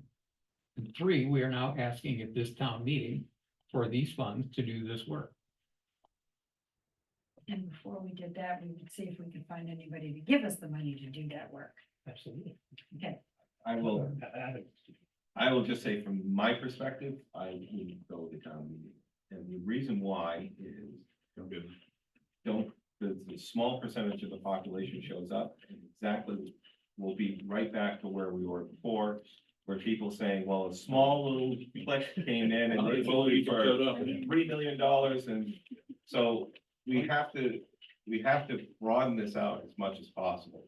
I mean, personally, I think I'm a believer in if you didn't show up, you didn't vote, it doesn't matter, but we exist right now because there is criticism that there wasn't enough town involvement from the previous committee. So we should steer very clear of anything that could be perceived as kind of slipping things under. yeah, that's like transparency though. Yes. 1% of the people show up, 50% of towns, So- they voted so on. what you're saying, and pardon my lack of knowledge of democracy, but you're saying a paper vote is what you're saying. Have to go to a formal, So we can have, on whatever date, everybody needs to show up and have a vote. right, so we do have, we can do two things. We can have a special town meeting and be done there. But again, unless there's, it's tricky because, again, if, let's just say that the people that show up vote this whole thing down. And now there's gonna be, once again, there's gonna be pushback as reason why we're here now, because people are not happy with that. And, you know, this is the problem with democracy. If you don't show up and you don't vote, but why can you then complain about it afterwards? I don't know. I mean, that's just the way our system works. But the narrower we make anything, the less public hearings we have and the less public input we have. This is included in public input. In a sense. So ultimately, we can do it any way that, you know, pretty much any way that we want, but I would think that we would want to have it be as many people voting on it as possible. I agree. That said, it should be clear to all of us at this point, pardon me for saying this, Steve. We're gonna need a consulting engineer. Oh, yeah. And the quicker we get her or him, Yeah. the better we are. Yeah. And I'd like to think that if we had our power generation review open session, that's the right time to be doing this, if we had a decent estimate. I don't wanna put this off to a paper vote in June. So you're saying like if let's say Feinschmidt comes back, you have the board in December, but hopefully we have something to give to the board says, yeah, fine, we have a public meeting. Let's say in January, you're saying bring that kind of thing up in January or earlier. Yes. Present Feinschmidt, say, this is what we've come up with, and now we need to proceed to, we need an engineering firm to do this. That's correct. I can hear the complaints, people are saying, well, it's already been engineered 5,000 I think I see Steve's point, whereas, you know, if we present people stuff like this in numbers, a lot of this vote was based on emotion. Right? People just didn't want that dam gone because they didn't want to lose the empowerment. I think that was a lot of that vote. They didn't care about the numbers. They just wanted that dam to stay. We need to tell them people, these are the economic implications. If we keep the dam, or remove the dam, et cetera, so that they vote with, you know, with that in mind, not just based upon, oh, well, I want to keep the dam because I like the look of it. No, we can't do that. We will try to make a decision based upon numbers because we can't control the other costs that people are having to deal with, energy and otherwise. So we need to tell them, here's what it's going to cost to fix this dam. This is how we need you guys to vote, not on emotion. But Sean, do you trust those numbers? Well, no, that's what we're trying to get. the difference, the future numbers that we don't have yet. But yes, and the issue is, that a certain percentage of the population will never believe the numbers. And that's just understood. We're never gonna get, you're never gonna get everybody to agree. What we have to do is we have to get enough people to agree to at least find out what the numbers are. Fortunately, with Kleinschmidt, we were able to pull it out of the regular budget. We didn't have to go for the townspeople for that. But if we're talking, it's probably gonna be a couple $100,000. That's why I say we get Jack in the meantime to get us an estimate, so that we know what to look for. Yes.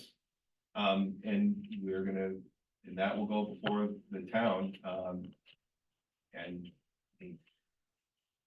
I agree, we're kind of in a rough spot, we really need to get this done soon.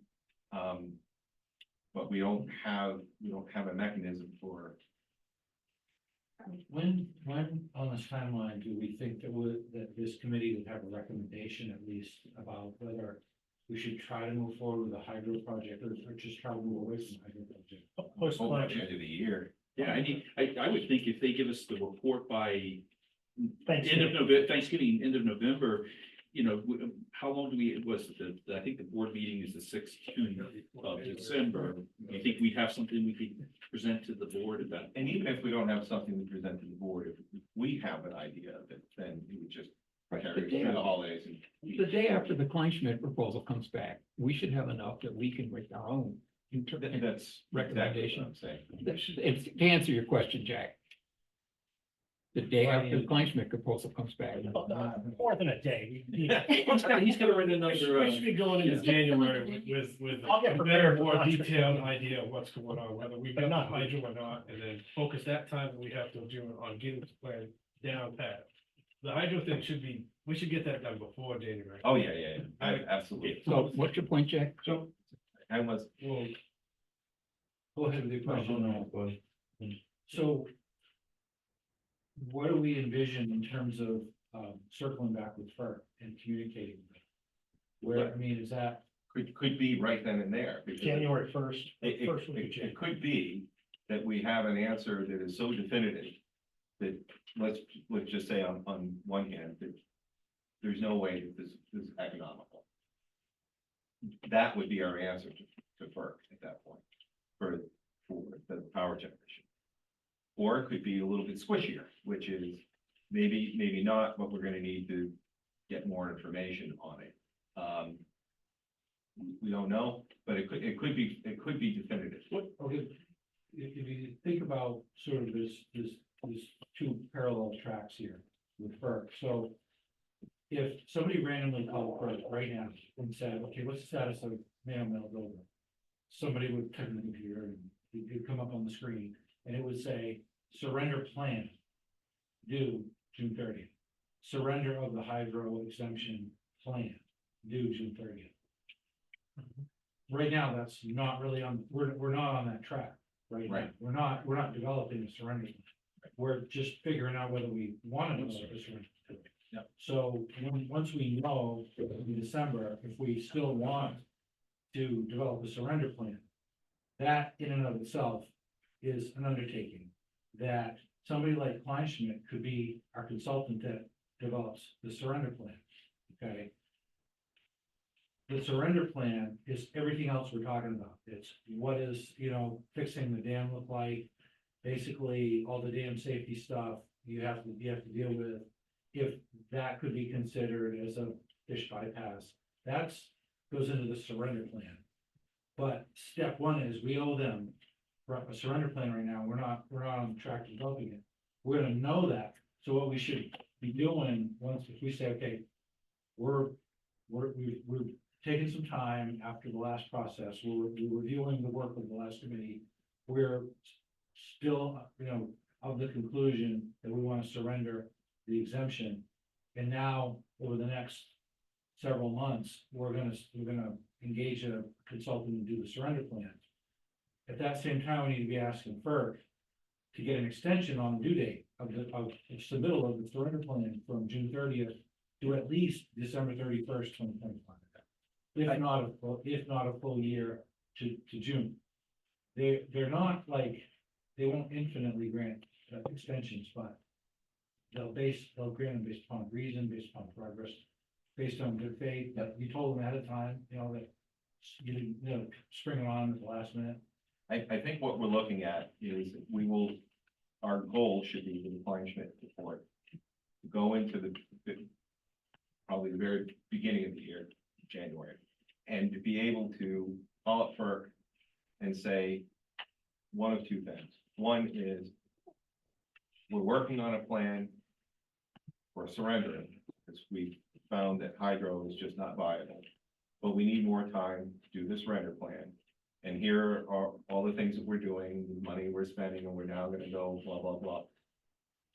The other one is to say, we wish to not surrender it, we wish to keep it, but we still need more time to do everything. So I think either way, we will go to FERC and we will say, we need an extension.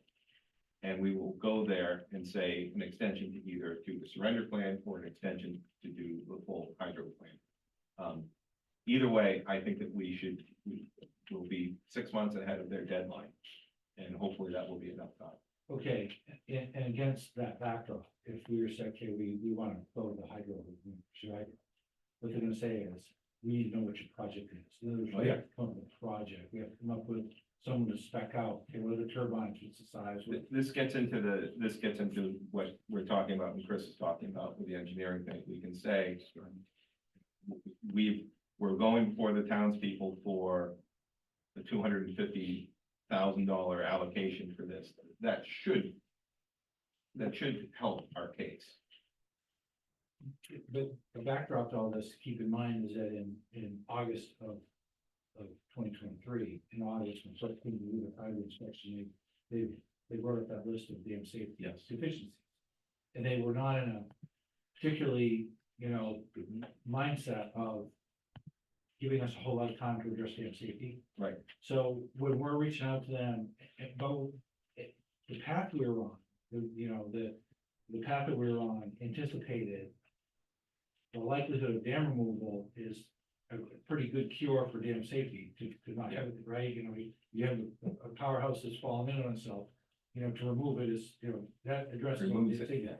So that was sort of the mindset of FERC is we'll give you time between now and June 30th because that was on the path we're on. So I wouldn't be surprised if when we reach out to FERC in December and say we need more time, they might say, fine, you can have more time on your plans, but you don't have any more time on dam safety. You need to fix the powerhouse, like time certain, soon, or take it out. Start working on the retaining wall pieces. In other words, those are two, they look at dam safety completely different than everything else. But we'll have the answer. Yeah. Amongst us, we'll have the answer as to whether or not the powerhouse is going to be retained or not. So if we go through, if it does wind up being that we are going to go through with a surrender plan, we can, with engineering help, we can get a cost and get basically on a track to remove the powerhouse and to fix some of the smaller things, because at that point, I think we're all talking about keeping the existing dam structure. And so therefore, any repair work to address FERC's thing, it's gonna have to be done, no matter what, whether we've got a fish bypass or we've got parks or whatever, it doesn't matter, the dam is gonna have to be fixed. So I think we're gonna be fine in terms of our conversation with them. But we gotta get through the Kleinschmidt thing before we. Sorry, the issue with, and I have a slide that shows those items there.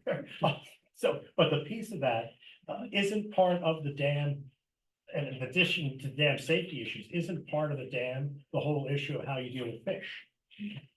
That's a big part of the surrender plan. Yeah, that's a big part of the surrender The plan. surrender plan, you got to account for how the fish passage is going to be established. But they have the initial part where they want you to fix that retaining wall, they want you to caulk this, they want you to do that, the powerhouse is falling in on Pure itself. public safety. 150, yeah, 100,000, 150, It's public safety issues. They don't want the dam to fail. They don't want our house to, you know, be a cause of injury or, any kind of hazard. So that, they deal with that totally separately. Yeah. But I bring that up because if we're gonna talk about going to town meeting and asking for funding, we could be asking for the immediate funds to address the immediate dam safety issues that FERC may be pressing us on a fast track. Kleinsmith can certainly, I guess what I'm saying is we may want to lean on Kleinsmith for some additional phases of this. They deliver the report, but if we are concerned about making sure we have funding to deal with the immediate dam safety issues, I see what you're saying. Kleinsmith could cost that out for us pretty quickly and say, yeah, without us going and assessing everything based on what FERC has said and what Wayne Sullivan said, you ought to budget A, B, and C to address what's on this list. That's a good point. So can we ask you to get started on that now? So that as soon as we get the Kleinschmidt report back and we internally deal with the power generation issue, we've got these guys lined up to be prepared to give us some numbers for what you just talked about. Yeah. Tomorrow, could you call them up and put this to them and start that And- conversation? Maybe get them in to talk to us. Yeah, and I want to refresh my memory on what the RFP said, because they were doing a review of all Gomez and Sullivan data. Gomez and Sullivan did the cost analysis for dam safety. They're gonna talk about what they agreed with if everything came in. So Gomez and Sullivan threw a number out there for, dam safety. Kleinschmidt's gonna speak to that. So it's not a giant leap to get some just additional, maybe fine tuning of that. So, yes. So can we, do we want to vote on that? Asking Jack to carry on the conversation? with Sure, I Mike? think that's fairly important. So, entertain a motion. I'll move that, we ask Jack to approach Kleinschmidt to address additional costs to address the safety issues within the dam, what it would, the initial estimate should be. Is that? Not quite. That's one. But two is to give us an estimate for additional funding that we might be looking for that and any other reviews we're gonna need. I think they're two I think separate what you're points. saying is, and that estimate, if Kleinschmidt were to take us into the surrender plan phase, That's correct. okay. That might be hard to pin down until we can give them a really good scope of what we're gonna want them. Understood, but you can. We can work, we can work on that, but just if you could establish, get them thinking about this. Because they may have already done a surrender plan within the last 2 years. This is what they do. They would say, our surrender plans are typically running from, X dollars to X times 2 or 3. And it takes. It's at least giving us. So, yeah, those two things. To modify your second. So why don't you read, I haven't had dinner and I think my brain just shut off after. the first Althea, thing. can you read back what you have? And move, we can let, oh, if you didn't. Can you make up what you'd like? I'm going to make it up at this point. That sounds For Jack to approach Kleinschmidt to address any additional costs to cover safety. And then, Second. and also an estimate to take us into surrender plan phase. Yeah. That's I good. said that. That's exactly what he said. Yeah, You heard me say we that. all heard that. So who motioned it? Or who, I yes, second. okay, Yep, and you so- said, okay. So, any further discussion? Yes. Should we then be, all right, because if we're gonna go to the town in January, let's say, and ask for somewhere between $250,000 for a study and hell, $2 million to start dealing with the safety issues, because we gotta do that no matter what, right? So we're going to the town to ask for a lot of money. Absolutely, that means having to go get some kind of bond, because you're not gonna just go get $2 million. So that's the kind of thing we'd be asking the town to do. Where in there can we lean on our representatives or others to help us find some source of funding that might address the safety issues all along. I'll be honest, I was charged with looking for that, and I have not found any examples of anybody that wants to give you money to do hand sprinkler to the dam. But it doesn't mean there isn't some option out there through, It depends FEMA on or whether, somebody, it also yeah. depends on whether we're gonna go with a hydro, because there are options available if we're going with hydro. If we've decided that hydro is a money-losing total disaster for us, then it's not gonna be worth putting it in, just so we can get some funding. yeah, So we don't know, we'll okay. know after the Kleinschmidt report. So, all in favor? Excellent, thank you very much. All right, so, thank you, Jack. Oh, sorry, to your question, yes. Yeah, and again, I'm the dumbest person with that. So this Kleinschmidt outfit, they're coming back with different numbers on your hydro generation projections. So what they've been tasked with doing is looking at the Goins and Sullivan report that was previously done. And they're supposed to basically audit it, correct for any errors in there, introduce things that maybe that Gomez forgot. Whatever it is, they're gonna come back to us and say, these are the numbers that we have confidence in. But we're not asking them to go back on a blank canvas and start all over again, because that's Yeah, they're not collecting, Very they're not doing any field work. So that goes back to Chris's earlier comment where the figure of merit on the data that we saw in our excellent slideshow is relatively low. it's low in terms of our confidence in the totality of it. Right. But we don't know what. We don't know. So Components low are. confidence. Yeah, I'm fully expecting that Kleinschmidt will come back and will say, okay, 80% of it was good. But it could be up or down on the rest of that. But just to clarify, Kleinschmidt's only vetting the hydro feasibility. Yeah. The projected revenue stream and the projected costs for rehabbing the hydro. Kleinschmidt's not vetting the fish ladder, estimate. Right, but no, that was my question specifically on hydroelectric. Because so Representative Foster, who he went to MMA, he's a retired engineer, he worked for Zafy for years. As well as the guy, I forget his name, that currently runs the hydro dam for Zafy, that both approached me and said that the numbers that we were given previously, specifically in the hydroelectric, they couldn't speak to anything else. They said that both of them felt that those numbers were pretty skewed and not correct. So that's why I was concerned specifically about the hydro generation. Yeah, and we as a group agree with that. Okay. That the numbers are suspect. Right. At least in terms of what the bottom line conclusion is.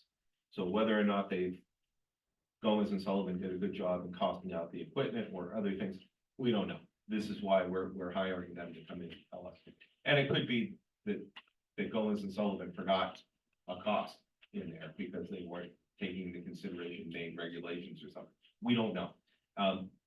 But as Jack was saying, they're not doing original field work. No, I understand that. Well, Chad, were they skewed high or low? They, according to both of them, the numbers were skewed pretty high as far as So they the could be like, the cost, but they were skewed low as far as the amount of revenue. okay, that's good. So that, Well, if that's correct, then that would be. that good. was the major concern was Yes. that the revenue side, it really wasn't the cost of fixing the dam, it was the revenue. Yeah. And if we were shorting ourselves. That's good. All right, so we're going to have an open session. Well, hang on just a second. We're almost there. Do we want? Can we discuss delay, the can website? we table the website discussion? I think so. That's Do we want to include that presentation, the handout presentation I gave on the website? sure. I think Because I have no that issue. we should be putting everything that we have up there when we're able to do that. Just make sure we put as you said, these numbers are just. Yeah. If a placeholder. Placeholder. Placeholder. Some people look at the website, they don't flip out. Yeah. Okay, so next meeting, and then we'll do open session right after. So- Guys, could we pick another day than Wednesday? That's church night for me, Okay, what? and I need to come and pray for this group. And We were You need doing one. Wednesdays because I you still had have budget committee. three How much more- longer do they Three go? more Thursdays, so the 31st. The maximum. Tuesdays are okay for me, I just can't do the second Tuesday of the month, because I have to go to Augusta. like. Um, 29? Tuesday?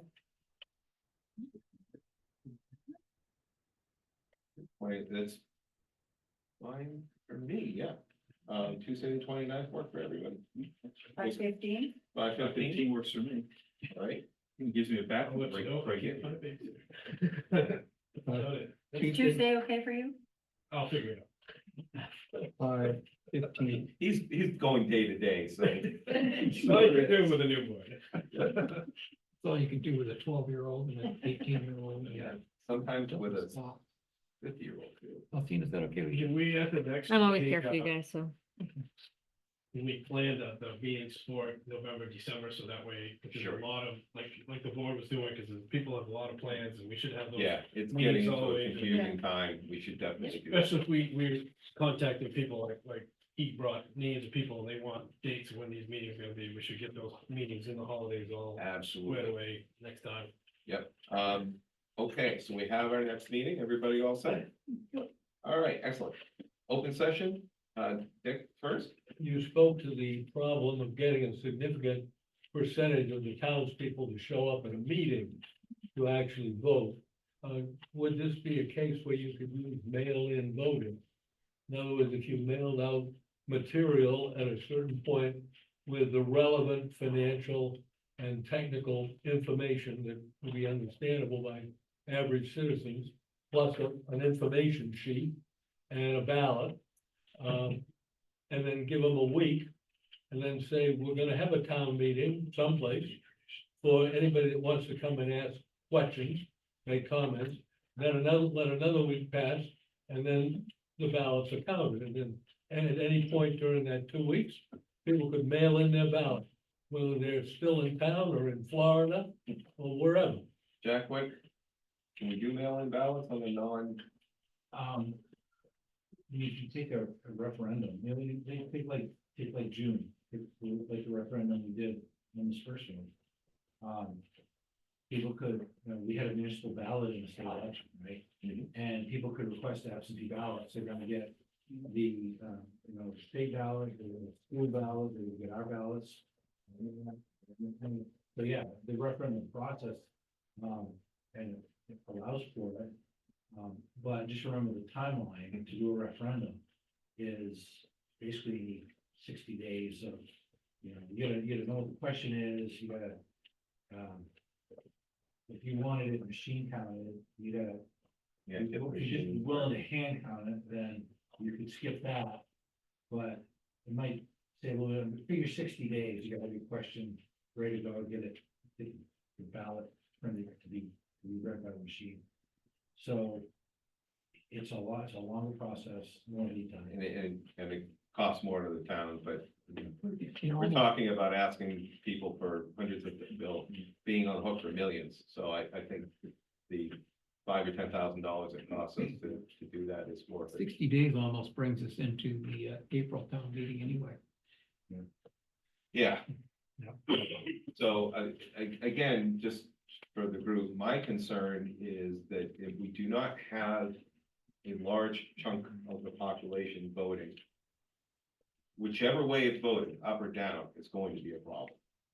Because people who are now, who want it gone, and see that there's, yeah, I mean, we really need, I think we have to do a more inclusive vote, or we're just gonna get ourselves into problems.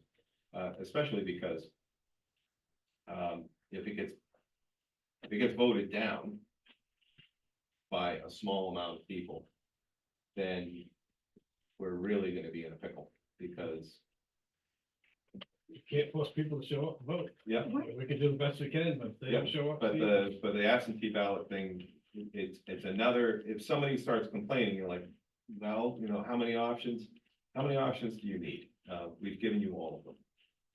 Do you know what the turnout percentage is traditionally for special elections? If we had, It was bad. Yeah. All right. Probably so, 4,000 people in the town, but So honestly, 2,000 votes. the biggest turnout we'll ever see Stop. is coming up in the next election. Yeah. And we're That not, is by far.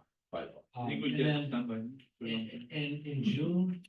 In June, if there's a state ballot and there's a lot of publicity around a state, ballot issue or initiative or something, there's a decent turnout, maybe people. We're gonna see close to 2,000 people in a couple of weeks. Less than half of that would be at a decent June election. Gubernatorial election, we probably get up over 1,200. So it really coincides, the turnout coincides with other things besides usually what the initial. Special town election, special town meeting could be 50. But I would just say that, we can control, right? We can't control how many people show up to the polls. But all we can do is control the opportunity to give a legit opportunity for, and publicity and information so that people are aware this is important, it's costly, there's a lot of money at stake. Here's your chance to vote. You got, 30 days of absentee voting. You do it by mail. Put that all out there as the best opportunity we can, and whoever shows up, and the number's the number, and the result's the result. I agree, and my concern was about just doing a standard special town meeting where it's just whoever shows up, because it's a handful of people, and I don't think that that's Would representation. we get more than, if we made a major push to emphasize that the regular town meeting, isn't that usually in April? Well, that's traditional, raise your hand. Right. Do we get more people there than we would at a special town meeting? No. Not No, you get- necessarily.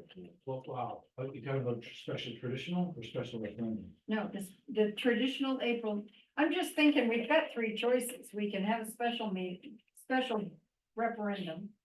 We can tie it in with the April town meeting, or we can wait until June and put it on the regular ballot, right? Those are the three choices. Every time we have those town meetings, the canoe race or whatever is going on at that same time. It's every single. Totally annual crushed meeting. turnout in those meetings. Yeah. I don't understand why that's we held the same day. It should. Not just people. Yeah, I think it's in our charter, that's why. So we're all in agreement, I think that obviously I know we're all in agreement that we want the widest possible amount of people to participate.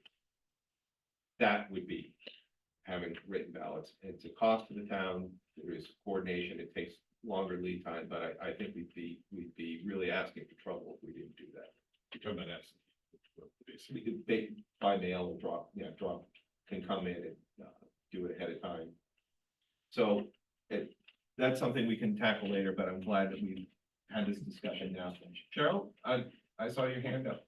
Well, I just got another question. Cheryl, I always forget that.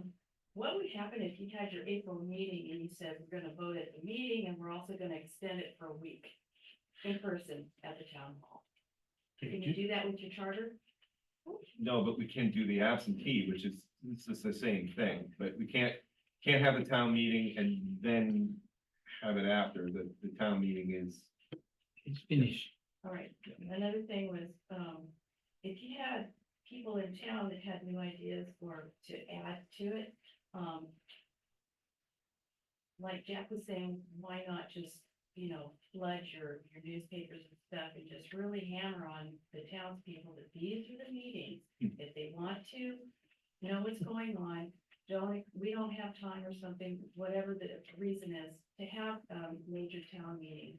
But we're gonna save our money to put it through maybe another, venue of this dam, because now we really know that we're spending it here and not there. Have them come to these meetings, that would be nice. And then if they have the ideas, they can share it in the open session instead of everybody expecting you guys to put on a town hall meeting. Because this is where it should be happening, I hear. Yeah. And it would save you the time and the trouble to do the town hall meeting. But then when you have that one in January, then that's the one they can show up to, and that's when you can present all that stuff. But beforehand, then you're covering your butts by saying, we opened it up to ideas, so were you? And we Yeah. announced it. I have to say that in past experience, that doesn't wash with the people that don't show up. They'll have 1.5 million excuses as to why they didn't show up. And we actually experienced this with the previous dam committee. People were showing up right at the end, and the dam committee's like, it's been in the paper, it's been advertised. Yeah. Nobody came to any of the meetings. What did you think we were doing? So, and I can say that happens with a lot of things. I think what we need to do is just recognize the reality of how people behave and cater what we're doing to the established behavior instead of trying to figure out a way of redirecting. And the other last thing was, are we not putting the cart before the horse with the hydro? If we're asking Kleinschmidt to present numbers when we really haven't figured out the vision for ourselves as to, you know, depending on the technology, the impound depth, the thrust of the water, if it would even be enough to promote or hinder the hydro ideas. And how can Kleinschmidt even give you a number when we haven't figured that out? And I know you said something earlier about Kleinschmidt wasn't going to be required to evaluate that part of it, because it's new technology and it's just not in that report or something. Bill, One issue that I've seen in the work that I've done the last 2 months, the key limiting, if it's new technology, as far as, like, I've looked into some of the ideas that you had put out, like, for example, putting literally a barge in the middle of the stream and have it turn, you know, that can be done with or without, but as far as the dam goes, the biggest limitation on the dam is the capacity is 300 kilowatts. If we could put a 1 megawatt in there, and it could actually support a 0.5 megawatt, that in terms of the amount of capacity that it has, because that gets more money involved, that gets you more revenue and money to be able to make the justification. So the biggest issue on anything dealing with the dam structure that's there and the hydro that's there is the capacity of the currently grandfathered in a dam project that's there. It's 300 kilowatts. And that's what really limits us. So if you want to do something else in the river, that's a whole separate process, a whole separate project. But it's what's at the dam itself. It's really the boundary condition we have is at 300 kilowatt maximum And capacity. that's because of the amount of water that comes over the dam. No, that's because that's what it that's has where we're been. licensed. That's what we're licensed. If you want to go and put a 0.5 megawatt, it could support 3/4 of a megawatt Yeah, but based on what I've read. But you're now going in as a completely new dam, essentially a new project. Yep. And that requires 5 to 7, it's that significant boom. works. But that is building off of the old dam, is that correct? But not the Isn't that old, what the old committee is? Oh, no. no. It's other work that's out there. There's other work in addition to the old committee that said that this is work that was done, for example, by Arnold when he had Kleinschmidt and a couple others come in. They said it's capable of handling 3/4 of a megawatt. You know, and would have a larger capacity, and that's in that physical structure between the dam and the powerhouse.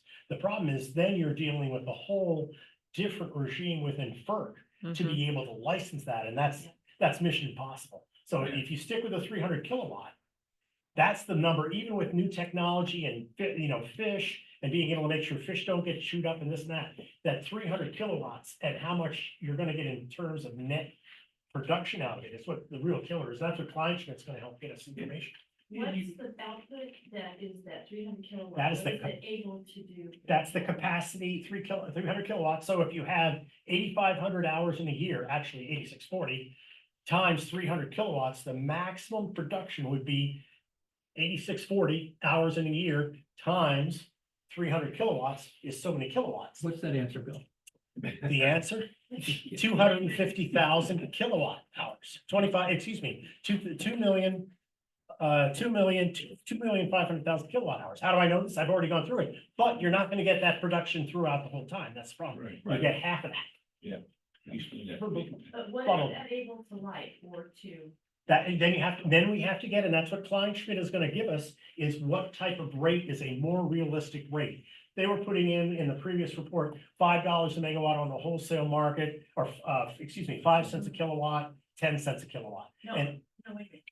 I'm asking, like, how many houses would that be be able to provide electricity to. Yeah. that is- Oh, it's no. They were basically looking at running the electricity for the mill with that. Yeah. Part of it, part of It it. would be a front. No, what they were gonna do, no, I want to correct that. They were gonna put it in as a separate LLC. They were gonna sell the electricity from it into the grid. Yeah, and part of that, you have to put it somewhere first, and then what But it basically, left, it goes into the grid, it's that's what net metering is. it's a form of net metering, but it wasn't gonna be helping anybody inside the mill. Right. No. That's right, you live there. I live there. I've asked this question many times. So that's really the limitation. The new and you need to have these new technologies as far as what they can do with fish and not chew them up and do this and do that. But the 300 kilowatt maximum capacity of a turbine is what gets us. And I'm assuming the more kilowatt you increase, the higher costs go for the turbines. It's not, Not it's necessarily. buying the installation cost is a big part, just installing it. The turbine cost between a 350 or a 300 kilowatt versus a 3/4 of megawatt, 750 kilowatt. The difference between that is maybe $100,000 on a $2 million project. It's nothing. But it's that whole licensing process. They'll just eat you Yeah. alive. All right, I have one new business after the public. is done. You can have new business, in we don't have new business in here. here. But keep going, public. I'm done. Okay. Did that answer your question?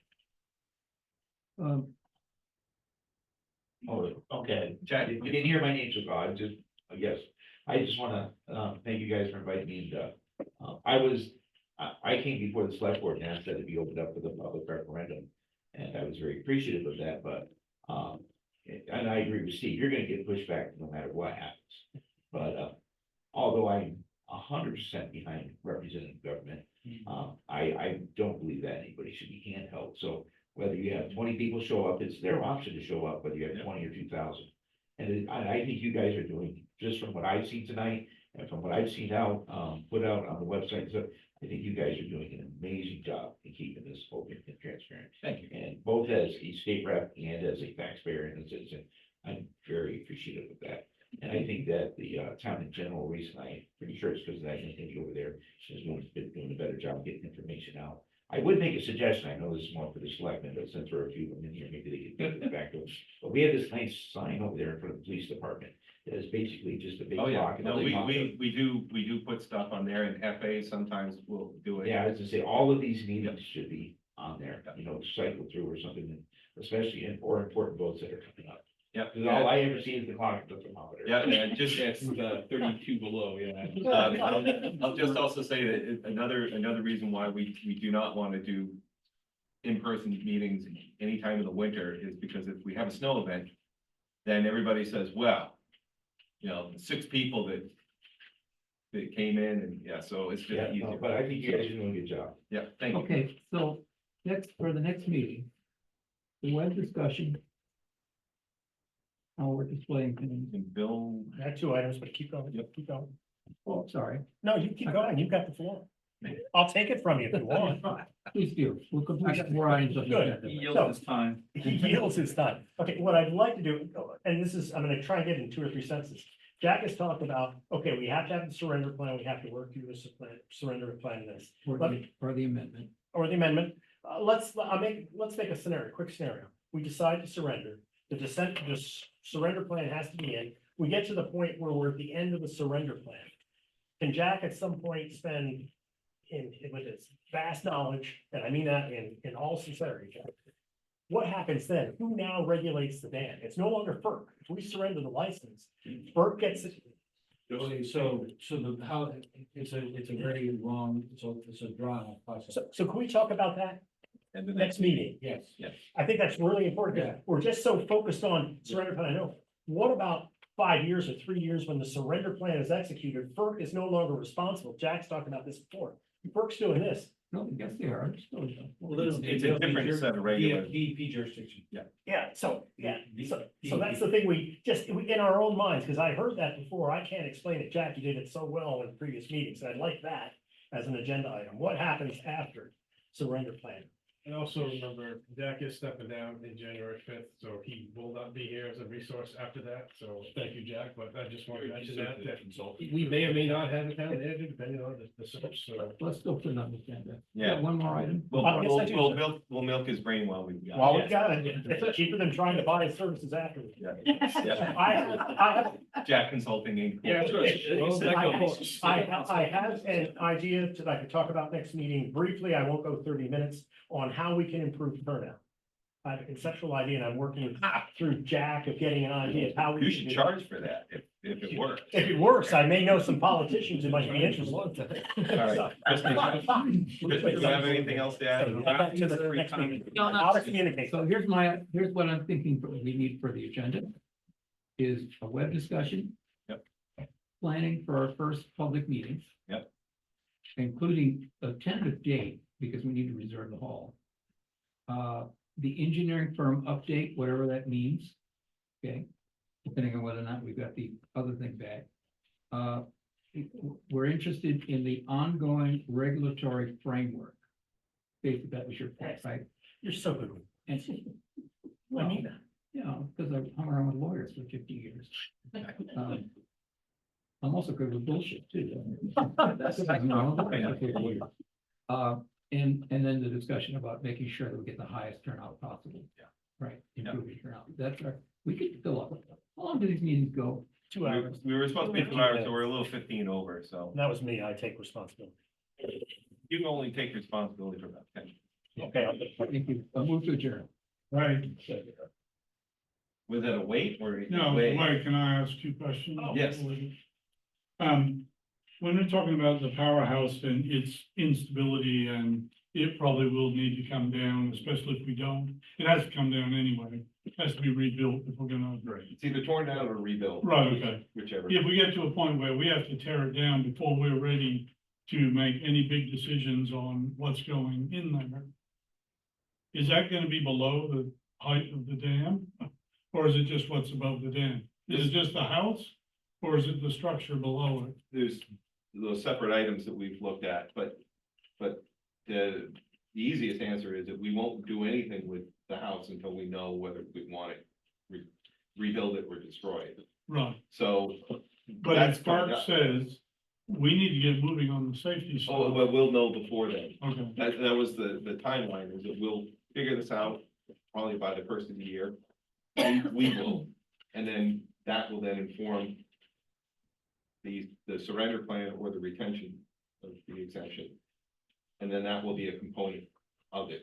I just thought if we have to take the powerhouse down for safety, No. it's gonna be a part big of it. hole in the dam, and we'll have 4 years of a mud hole out there. Yeah, it will be part of whichever plan we go. Right, and just number 2, and we must be on Zoom, are we, but, with the last committee and the way the, stakeholders were, river abutters, when are we gonna let the public know that we might be running a canal out through Not until. Lawrence Street, because the pushback from that was probably what stalled the whole project.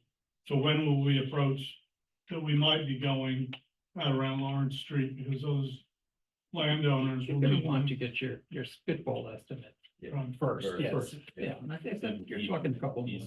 Yeah, Okay. if it's not feasible, there's no reason. to get I just people want them to riled up. know, so they don't come back and say, we didn't know anything about this, Yeah, But that would, because that's. just- yeah, no decisions will be made on that for quite some time. First we have to figure out whether or not the order of things takes us all the way into January without that even being Right. factored in. So we're okay for doing that later. But yes, as soon as we think that is something we're gonna pursue, we need to get test the waters. move to adjourn. Yes, second. Everybody seconds. How can you vote? Everybody seconds something. I've always wondered that. Thank you all. How did your Thank application, you, everybody. how did the application go? Did you find all the stuff you needed?